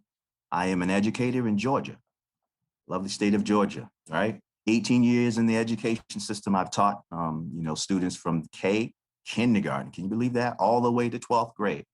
And one of the many things that I've done is to develop transition plans. And transition plans basically are plans to prepare students for the future, where they want to go, not only from middle school to high school, but high school to the work life. So I'm a dad. I have a lovely wife. I have 4 children. I have one of my children is graduating from college next Sunday. So I am proud to be here to be talking about a subject that is so important to us. I'm going to begin by saying that, when we talk about planning for the future, I don't know if you want to say people of color, you want to say Black Americans, Afro-Caribbeans, or however you want to say, children of slavery. When we think about planning for the future, we really got to understand that we're very unique. We're very unique. We can't just go and plan for the future starting from the present without really looking in the past. And I use as an example, let's say a plane, flight 1619, let's say you got a plane, flight 1619 headed to Fort Monroe, Virginia, and it crashes and everyone on board dies. And federal investigators are sent out to investigate the cause of the crash. For me, before I understood, I always wondered, why would you send out? You can't bring the dead back to life again. What's the purpose? And then I learned about this black box. They got to recover this black box. And the black box is even black. I believe it's orange. That's the funny thing about it. But they got to recover the black box because the black box is a recording. It's a record of what transpired on the flight. All of the things that may have occurred. It might have been a faulty engine. It might have been some faulty wiring, whatever. And they could learn from that and prevent future destructions.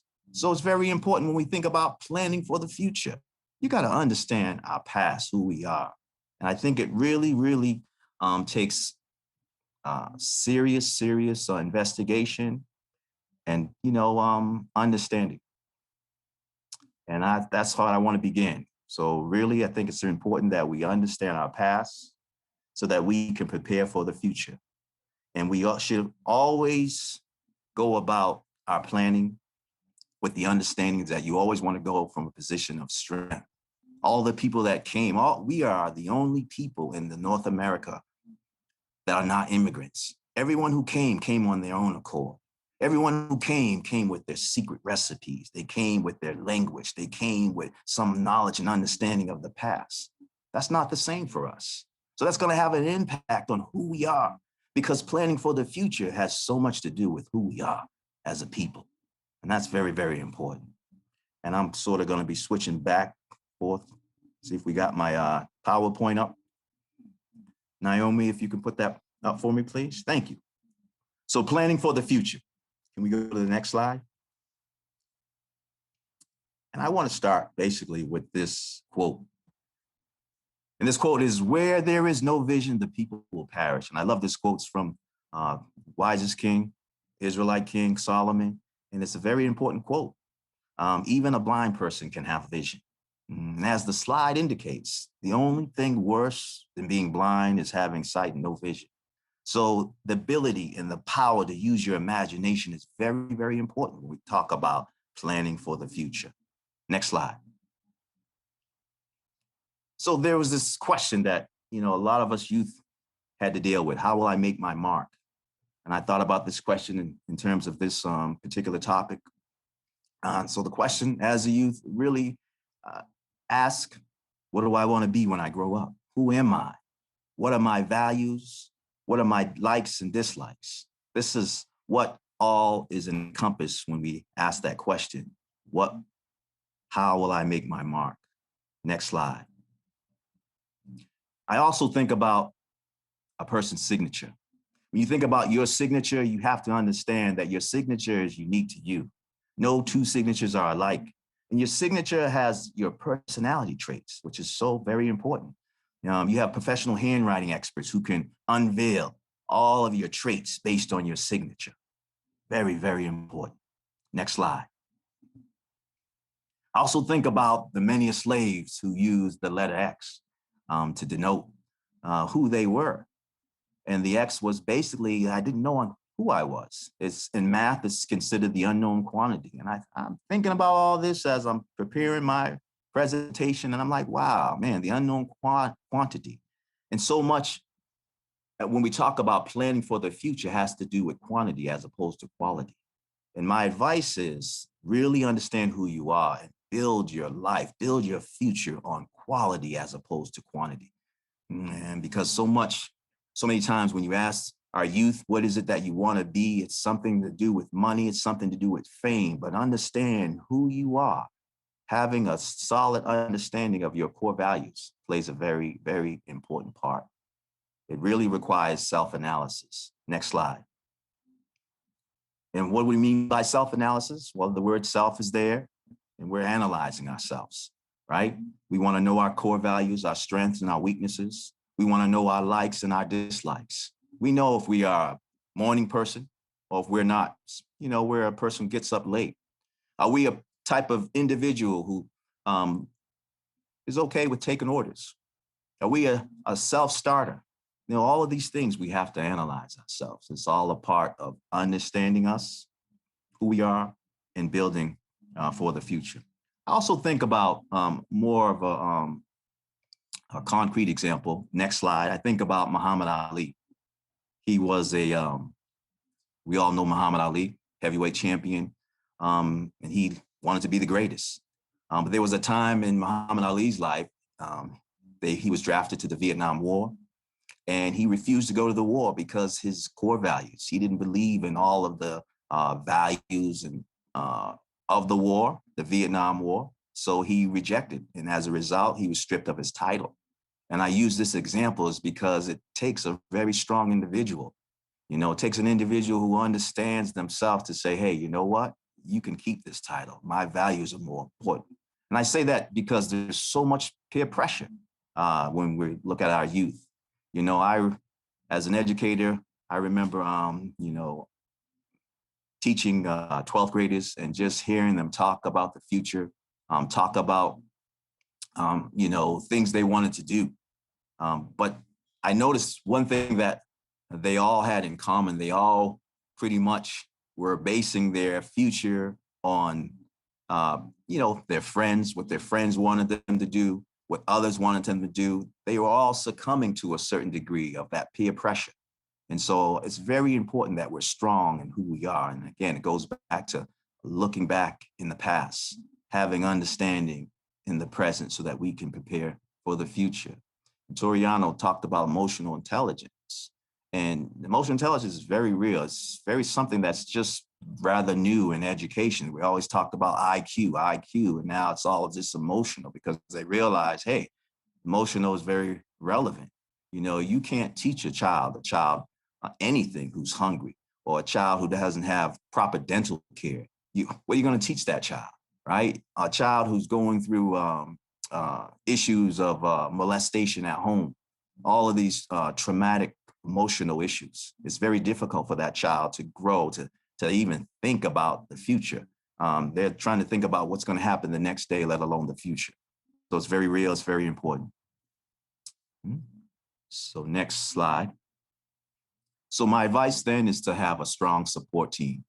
And that support team, of course, is going to be your family. It's going to be all of those who you feel comfortable with and sharing your visions and your goals, as well as those people who are going to support you. You want people who are going to be positive about what it is that you desire to be, what you strive to be. And these people can give you advice. They can, also like to say that it's very important that your support base be individuals who are going to be honest with you. Honesty is very, very important. Even when we talk about self-analysis, we may want to be someone, or we want to pursue a field such as, being an engineer, but are we the studying type? We might like all of the perks involved with becoming an engineer, but are we really an engineer type? And I think we go through the process of understanding ourselves as we grow day by day and we learn ourselves. But again, it's just constant, I guess, looking at ourselves. I think the conversation, communicating with our loved ones, our support system is very important. I tell sometimes when I come home, I'll ask my children when they come home from school, I'll say, well, how was your day today? And and they'd be like, well, Dad, it was okay. I say, oh, yeah, it was a good day today. Yeah, it was good. And that used to be the bulk of the conversation. And I want to say that there's so much distractions out there that we don't really sit down as a family and just have a great family meal and talk. And that's so vital. And I'll tell you the reason why it's so vital is because we're learning so much about our children. We're learning so much about our family. And I started to change up the way I approach my children. I started to say, Levi, Rachel, Deborah, tell me 3 great questions you had today. 3 great questions you had today. I think questions are very important. And from those questions, you get to talk. You get to communicate. You get to learn about their teachers. You get to learn about how they responded. You can give advice, and that's part of the counseling. But we are in an age, an environment where we are tech. Everything is quick. Everything is fast. We can't just put our technology to the side and sit down as a family and discuss. And that's very important when we talk about our support and planning for the future as well. That's very, very important. I was doing a graduate program, and I asked one of my professors, I said, well, what's going to be one of the most important things for me to be successful in this program? And she said, you make sure you have a strong support base.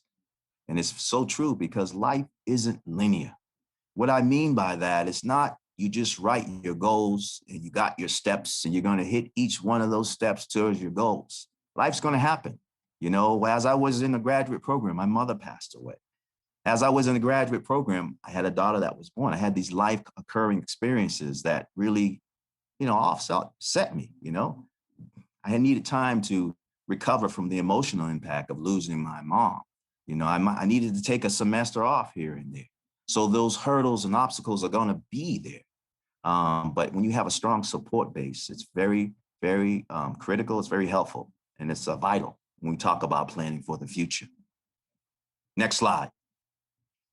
So let's say you're at this age where you don't know. I don't know what it is I want to be. I just want to say it's okay for you not to know, but it's not okay for you not to know indefinitely. So give yourself some time to kind of learn yourself, but don't just be a ship without a rudder and you just go about life and anything is good. Set that goal. Make sure you constantly review your core values, looking at your strengths, your weaknesses, your likes and dislikes, and set a plan of action and go for what it is that you desire to be. Next slide. Career interest inventories are very, very helpful tools that we can use in terms of understanding what it is that I want to be or, what I want to do in life. Some of these career interest inventories are computer-based. Some of them are pencil assessments. You can go online and they're very good. They you answer a lot of questions about yourself, but what it really does is help you decide which career cluster matches your interests. And so you look at, hey, based on my career interest inventory, I'm strong in the humanities or the arts or science and technology. And you can get an idea. This is not so much written in stone, but you can kind of get an idea of some of the fields and some of the careers that you might want to pursue. Next slide. So let's say you have your career, you understand what it is you want to do. Now you have to have this action plan. So you spent all of this time analyzing yourself, you develop an action plan. Of course, that action plan is going to have goals, and it's going to have long-term goals and short-term goals, right? Next slide. We look at those goals. There's something called SMART goals, and that's an acronym. And the S stands for specific, the M stands for measurable, the A stands for achievable, the R stands for relevant, and the T stands for time bound. We're going to take a look at each one of those, okay? Next slide. We talk about specific. What we really mean is we have to answer some questions, 5 W's and the 1 H. What do I mean? Next slide. Why is the goal important to you? You know, you say, hey, I want to be a doctor. I want to be an eye doctor. I want to be a surgeon. Why is it important? Maybe you like helping people. Maybe you understand that African Americans are the #1 ethnic groups who receive amputations as a result of a vascular disease such as diabetes. And so you want to have an impact. It's important to you, right? You should also know who is involved, who's going to be involved in helping you achieve this goal. That's very critical. When will it be accomplished? It's always very important to set time limits, deadlines, and constraints on achieving these goals. As I said earlier, of course, life always occurs. Certain things happen that we didn't plan, and we have to make the adjustment. But it's still very important that we know when our goals will be accomplished. Where is this goal located? Do you have to go to Arizona? Is this a specific school that you have to go to in Arizona to achieve this goal? What do I want to accomplish? And how do I achieve this goal? So these are some of the things that as youth, when we're planning for the future, we should focus and zero in upon. Next slide. Measurable. A measurable goal should address questions such as how much, how many, how I know when it's accomplished. I'll give you an example. Within the next 3 months, I will fill out 3 college applications, 1 big university, 1 small college, and 1 community college. That's a measurable goal. At the end of 3 months, I can look, did I fill out 3 applications? Was one of them for a big university? Was one of them for a small college? Was one of them for a community college? So your goals should be measurable. Next slide. Achievable. An achievable goal will usually answer questions such as how can I accomplish this goal and how realistic is the goal based on other constraints. Yes, I want to go to Arizona University, but realistically, there's some financial constraints. I may only receive 20% of the scholarship as a result of tuition. So there's some financial constraints. How realistic is it going to be if I'm going to be separated from my family? There's other things that you need when you go off to college or university. So again, those goals have to be achievable. And again, it requires being honest. Next slide. The R stands for relevant. Are these goals relevant? This step is about ensuring that your goal matters to you. A relevant goal answers yes to these questions. Does this seem worthwhile? If you can answer yes, then hey, the goal is relevant. Is it the right time? It may not be the right time, but if it's the right time, then hey, this goal can be achievable. Does this match your efforts and your needs? All of these things should be addressed when you're basically deciding on whether this goal is relevant enough. Mm-hmm. Next slide, please. Of course, we have time bound. Time bound means every goal needs a target. It needs a date, it needs a deadline. Time is our most precious commodity. Time bound means that you would have only a certain amount of time to achieve this goal. Now, again, there are times when certain issues and obstacles come in our life and we have to make those adjustments. But again, that doesn't negate the fact that you still need your goals to be time bound. Next slide. A time bound goal will usually answer these questions. When? What have I already done? What can I do today? What can I do in the future? Next slide. So let's say we are youth and, college is great. University is great, but you know what? Everybody doesn't go to college. What are some other options? When I say college, everybody doesn't go to university. Everybody doesn't go to a small college. So are there some other alternatives as youth when we look to the future? And we're going to look at some examples of some alternatives.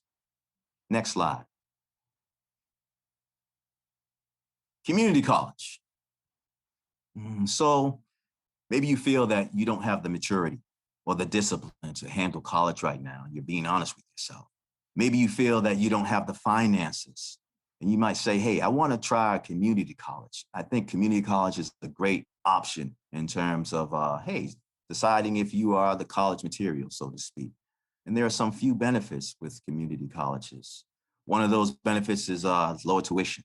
The average public community college costs $5,000, right? It's affordable, right? Other thing is lower living costs. A lot of times people who attend community college don't necessarily live on campus. They live, at home and they save money.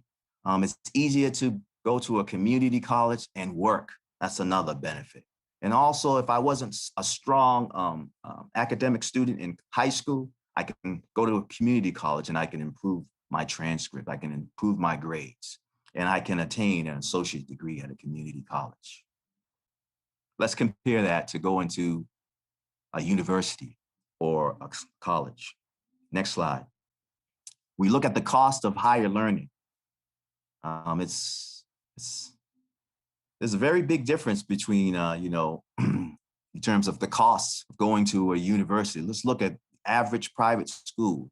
And I'm sure these costs are low. And this is according to Newsweek.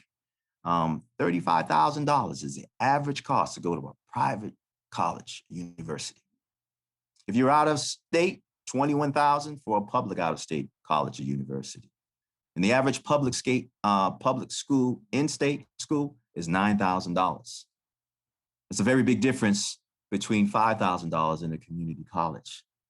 So there are some pluses. There are some advantages when we think about community college as an option. A lot of times we want to go to universities and colleges because of prestige. And it's so interesting. I looked up the root word of the word prestige. And do you know that the root word for prestige is conjuring tricks, deceit? So you have this prestige that you're going to this big, expensive university to get the same degree that you could probably get by going to a community college and then going to an affordable college, a smaller college. So something to think about, that's all, something to think about. You also got to think about the scholarships. You might not receive enough scholarships, which means that's going to force you into financial loans, which means it's going to be debt. And that's going to play an impact. It's going to have an impact on, your goals and your future endeavors. Next slide. Another great option in terms of when we look at the future is apprenticeship. An apprenticeship is a program that trains a worker to become skilled in a particular trade. Apprenticeships combine hands-on work with classroom learning to train the apprentice. These are very, very great. This is how it used to be days of old, right? Sometimes people might even call apprentice might even be a mentor, but it's not necessarily. Some mentors just more advise. Some are not only advising, but you're allowed to work under that mentor. But apprenticeship programs are very good. And I'll give you a great example. Suppose you want to be a lawyer, but you don't. Maybe there's financial constraints. Maybe you didn't have, strong enough grades, but you're able to attain a job as a paralegal. in a company that has a tuition reimbursement program. So you could work in that company, as a paralegal, and you can receive, enough, you use the benefits to go to school at night to become a lawyer. So you're, on one hand, you're getting paid working in that law office, as well as going to school to get your law degree. And so you have an advantage that someone who's just going to law school, learning from the books, has that they may not have. Mm-hmm. Next slide. Trade school is another great option you can use. My father is 97 this month. He'll be 97. He's a World War II veteran, but he went to a trade school. He went through the military. He got his trade through the Navy. He became a brick mason. He moved to Massachusetts, where I grew up. He was one of the first Black masons, brick masons in Massachusetts. Him and my uncle, they got a construction business, and they started to build the business. And eventually my uncle left the business. My dad inherited the construction business, and he was able to use his trade, create his own business, and raise a family in expensive Massachusetts. Family of 10, by the way. So trade is a great way to learn a trade. Another good advantage of trade schools is that you can take a trade wherever you want. My father got his trade, I believe, in South Carolina, but he took that trade to New Jersey, he took it to New York, he took it to Massachusetts. You can take it anywhere. So a trade is something that always stays with you, and you can build on it. You can build your own, have your own business. So that's another great option as well in terms of the future. Next slide. Armed forces is a viable option. I would say that there are many benefits in, I guess, enlisting in our armed forces. But the one thing that I would caution is make sure you understand your values. I knew this was an option for me, but I wasn't solid in terms of the values. I didn't think that I could, be an individual who would, be gung-ho about going to war, no pun intended. So it wasn't an option for me, even though it does provide a lot of benefits. As I spoke earlier, my father was in the military, and that was an option. I have a very close friend in New Jersey who's an eye doctor. And I listened to his story one time. He worked under an eye doctor while he was in the Army. And he was learning. He was sort of like an apprenticeship. I don't think he, at the time, knew he wanted to be an eye doctor, but being in the field, he decided, after leaving the Army, to go to school and become an eye doctor. And the benefits of joining the armed forces is that you can get what's called the GI Bill in certain countries. So you get schooling and training. You can buy a home. When it comes to job preferences, they look at military. You get extra points for that position that you're applying for. Of course, again, apprenticeship. You can earn money. You can learn a trade, and you can travel the world as you're exploring the armed services. So that's another viable option. Next slide. And the last option that I have here is owning your own business. And I really love this one. And this is kind of the advice that I like to impart to my children. The old days, the old ways is you go to school, you learn a trade, you get a job with a company, and everyone's like, hey, you get a pension, and you make sure you work 20 and 30 years for a company, and you get a pension. But in this new age of technology, I would not recommend that. And I don't even think these millenniums are, I guess, trained to think that way anyway. But I would say that the benefits of owning a business, there's many benefits. First of all, you can dictate your own schedule. We really talk about the quality of life. You can build that when you have your own business. For example, I'm an Israelite, and I have certain days, holy days, that I want off. And I'm working in a public school system. I'm working on someone else's company or what have you may. I have to request that time off. When you have your own business, I can plan those times around the days that I want off. So I think that's a benefit. You can earn more money, not set on a specific scale. And hey, we're not going to get a raise. You're not going to get a step increase this month because the budget we lost the budget. We don't have enough money in the budget. So that's another benefit. You're your own boss. your own boss, and it's always great to be your own boss. Of course, you have to work hard in your own business, but it's great to have the freedom to have a business, and more importantly, you can pass that business on to your siblings. I mean, your children. Next slide. So I want to talk to you about something called EVE or Eve ratio. Brian Tracy, he was an entrepreneur. He's the one who's credited for coining the term Eve ratio. And what an Eve ratio essentially is, it's the amount of time and money a person spends on entertainment versus education. According to Brian, the average person spends about 50 minutes on entertainment for every 1 minute spent on education and personal growth. I want you to think about that. 50 minutes the average person spends on entertainment, TikTok, YouTube, whatever it may be. And I want to say that you can use YouTube not just in entertainment, you can use it to educate yourself, as we're doing here today, right? I think previous presenter used the slide. Very mind-boggling statistics. When you look at the Black community, it's 200 minutes of time that we're spending on entertainment for every 1 minute we're spent on education and personal growth. I think you should just pause and think about that. Wow, 200 minutes that we're spending on entertaining ourselves for every 1 minute we're spending on developing ourselves and our personal growth.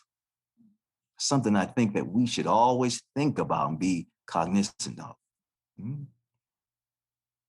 Okay. Next slide. As we plan for the future, of course, we're going to have our significant others. You know, there's always the question of, hey, should we get married? You know, my advice on getting married is, you know, I think, as I talked about, when you're planning for the future, having a support group, your support base, I think your significant other should also be in part of that support group. I think there's important things that you should consider before getting married.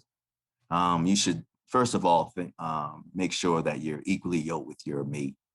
And by that, I mean, I'm personally an Israelite, right?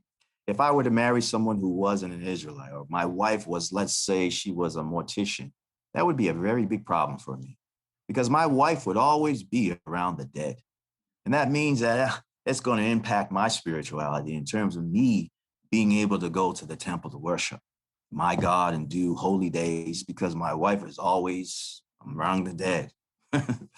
So my advice, first of all, is make sure that your significant other shares the same values, spiritual. There should be some type of spiritual alignment, whatever that spiritual alignment may be.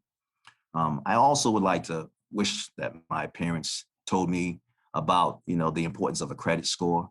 It's good that you sit down with your significant other and you look at your credit score, learn all about a credit score. Make sure you educate yourself about credit score and, you know, being worthy. When I met my wife, of course, her score was significantly higher than mine. But it's been so much valuable for us just to sit down and, you know, say, hey, you know what? We want to build up your credit score a little bit before we venture on in this. I would also say a clean bill of health. Your significant other. You're thinking about spending the rest of your life with this individual. And I'll share a story with you. I had a friend who was dating another person. His friend was a female. She was dating another person and she got married. And they had a child, and they learned maybe not too long after having the child that her significant other had a rare disease, cancerous disease, caused him to lose his life. So he lost his life, and she's pretty much was there raising a child on her own. And I think about that sometimes, and I think, you know, having a clean bill of health, knowing what you're getting involved in before you get married, I think is important. I think those are good advice. So equally yoked, sharing a credit score, making sure that you have a clean bill of health. I think those are some, among others, at least some central advice that I could give in terms of planning for the future. Next slide. You might think about buying a home. Again, I would encourage you to kind of think outside the box. Remember that, you know, a lot of what's the standard really doesn't include us. And I'll give you an example. When you go to the doctors and they look at your body weight index and they say, oh, your child is at a certain 90 percentile. This is where she should be in terms of her height and her weight. The body weight index doesn't really apply to us. So keep that in mind. That's just an example in the medical field, but there's other examples in education. There's examples across all segments of society. And so I say that because there are traditional ways of buying homes that we just embrace. We don't question, right? We always say, hey, we're going to save, I think the old days, save the money and, go, or, well, you might have all of these government loan programs in buying a home. Consider a tiny home. Consider educate yourself in financial literacy. Consider doing something different and looking at the pros and cons. Make sure you sit down with your significant other and draw that T-chart. One side, you got the pros, and the other side, the cons. Educate yourself in terms of financial literacy. Educate yourself in terms of the best time to buy a home, where you will buy, where do you want to live? Is it going to be conducive to what your significant other desires as well as you desire? Is it going to be conducive to, creating a family? All of those things are very, very critical when you think about buying a home. And the last slide, I wanted to leave you with this particular number. The number is 168. This is perhaps one of the most important numbers in our lives. 168. It's one of the most important numbers in our lives. Why do you ask? Why is this so important? Because there's 168 hours in a week. 168 hours in a week. And I have to leave you with this question. What are you doing with those 168 hours in terms of planning for the future, in terms of getting to know yourself, in terms of understanding your past so that you can build for the future? 168 hours. Remember the Eve ratio, 200 minutes of entertainment, 1 minute spent on personal growth. I think if we can focus more on this 168 hours in a week, and maybe I'm not a great speller, right? Maybe I'm a terrible speller, but now I'm conscious of this 168 hours. Now I start putting 1 hour a night, 7 hours a week in spelling. Well, I'm bound to become a better speller. I'm going to become a better speller because now I'm focused. I'm more conscious of where my time is our most precious commodity. The 168 hours is given to all of us. Some of us are given a silver spoon. Some of us inherit money, but we're all given 168 hours in a week. What are you doing with those 168 hours? Thank you for your time. And this concludes my presentation. Avery McNeil, you give us so much. I feel like I got to pay a tuition fee or something. You gave me a lot. Right. But definitely, I want to thank you, Avery, for taking the time and, the presentation that you guys put together and taking the time to actually sit down and have this discussion, because it is definitely an important conversation to have. And a lot of us too, and when you were speaking, a lot of the information that you have or that you are giving out is not a lot of information that a lot of us have. It's not information that is generational, that's given to the children. But, if my parents are financially illiterate, then, it's gonna be the same thing for me as well. Absolutely. And, it's such a great point again, and that goes back to your past. Like my dad, they didn't not teach me about a credit score because they didn't want to do it. My dad, he grew up in an era where he paid everything by cash. That's the era he grew up in. He didn't know anything about this credit score. But if we knew more about a credit score, he could pass that information on to us. And that's why I say it's so important to understand your past, that you go to a traditional seminar on planning the future, they're just going to start with the present and tell you what to do for the future. But what happens in the past is so, so important. A lot of the children that I deal with, they deal with trauma, intergenerational trauma. right? So generation after generation, you see this certain trauma in their lives and the certain patterns are repeated, but the trauma is never dealt with. It's never handled. And it's different than everyone else because, again, we came here as a result of our enslavement. So understanding the past, going back to that flight 1619, recovering the black box to understand what went wrong so that we don't make the mistakes in the future. So critical. Absolutely, absolutely. I think we have time to hit one question because you did cover a lot. One of the questions that we did receive was, what advice would you give someone that's about to graduate but doesn't know what they want to do with their life? Oh, that's a which great I think question. is very common. That's a great question. That's such a common, it's true. You know, my favorite sport, Chris, is boxing. I love boxing. And one of the things I like about boxing is a reflection of life.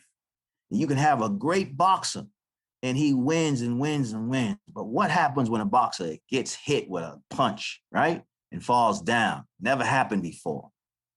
And what I've learned and through all this boxing matches that I've watched is boxing, like life, is about making adjustments. You don't just put your goals down and you leave it, you wrote it down, you did all the necessary work and you leave and you put it in a shelf and you let it get dust. You keep reevaluating. You keep making the adjustments. Michael Jordan, he's my favorite basketball player. He's not my favorite individual celebrity, but he's my favorite basketball player. But there's one statistic that I think we all can gain from Michael Jordan. Michael Jordan missed 9,000. He missed 9,000 jump shots. But what do you think he was doing, Chris, when he was missing those jump shots? He was saying, wow, a little to the left, a little to the right. Let me bend my knees. Let me arch. Let me make the adjustments. He got so good that when he was shooting his free throws, he could close his eyes. He could use his imagination. He was visualizing everything. So it's not uncommon that you go through life and, hey, this is not what I want. Just make the adjustments. Go back to self-analysis. Go back to what it is that's in your heart and make the adjustments. Life is about making adjustments. Absolutely. You know, a popular phrase that came to my mind when you were speaking was, plans are nothing, but planning is everything. Oh, I yes, think that absolutely. kind of goes to say, and I think that an important idea that we all can take from all the presentations that we had today is that the most important conversation that we're going to ever have in our lives is with ourselves. And we need to have a clear vision of what we want for ourselves and be consistent with that behavior, you know, to bring that into fruition, right? And, you know, self-discipline is, you know, putting your higher desires, having your higher desires rule over your lesser desires. You know, I just like the rule that's in between there because it's really like you can't put a lesser desire on top of a higher one if it's clear and it's concise and it's established, right? Avery, I really do appreciate you taking the time, you putting the presentations together. I want to thank everybody that was involved with this summit. I would like to thank the Israelite Nation, Kirk Anderson, who is the RISE mentor, Natasha Porter, who is the summit coordinator, all of our panelists, Toriano, Joan, Avery, I appreciate you guys coming on. Brian and Naomi, got to shout you guys out. That's our technical team out there. RISE leadership, all of our RISE members who are participating in the group chat as well. I see you guys. And everybody who's tuned in. We definitely do appreciate everybody who has come and who has participated and who has been participating in live and who has given their ear and given their time. Because like Avery McNeil did say earlier, if you guys caught it, you know, time is such an important commodity and resource that you can't get back. You know, you can always make money, you can always do all these other things, but time is one of the things that you cannot get back. So we do appreciate that you guys gave us your time. Thank you again to the panelists dropping all those gems and the wisdom that I think that we all are going to come out with a lot more substance than when we first started this discussion.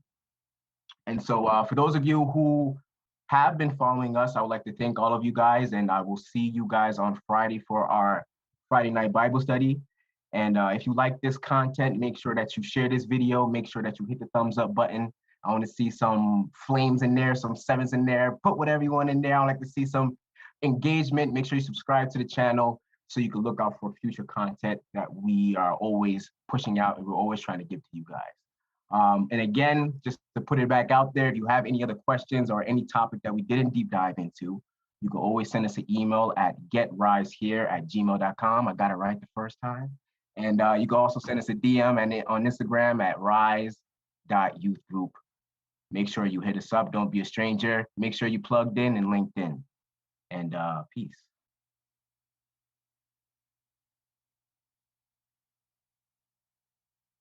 Moreover, thou leadest them, in the day by a cloudy pillar, and in the night by a pillar of fire, to give them light in the way wherein they should go.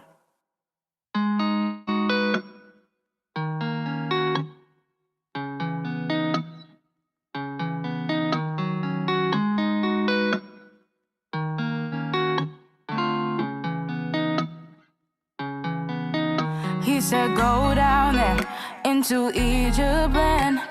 Let my people go and make them understand. Yeah, the words of the Lord speak of wisdom. Yeah, his might is great. Moses listened. Yeah, he's got it and he's seen straight. Go down, lead people to the right side. Yeah, go down, listen to what heaven blood. Yeah, go down, you know who's on the inside. Yeah, I am an Israelite. Moses and Aaron walking side by side, with Aaron speaking and with Moses to guide. Yeah, he turned his rod into a serpent. Yeah, he's staying strong. Pharaoh said, yeah, he wanted to prove him wrong. So his magicians caught up on their gods. So Pharaoh sat there and just applied 2 snakes in front of their face. Funny how they consume the wicked way. Go down, lead people to the right side, yeah. Go down, listen to what heaven blood, yeah. Go down, you know what you're on the inside, yeah. I am an Israelite. Got the blood, the frogs, the lice and flies. Cattle dying, things aren't so nice. They got the boils, the hell, the locusts, and the angel of death. Got me sitting here wondering what go down. People to the right side, yeah. Go down, listen to what I've been blood, yeah. Go down, you know what you're on the inside, yeah. I am an Israelite. Go down, people to the right side, yeah. Go down, listen to what I've been blood, yeah. Go down, you know what you're on the inside, yeah. I am an Israelite. You better go down, let my people go, oh, yeah, yeah.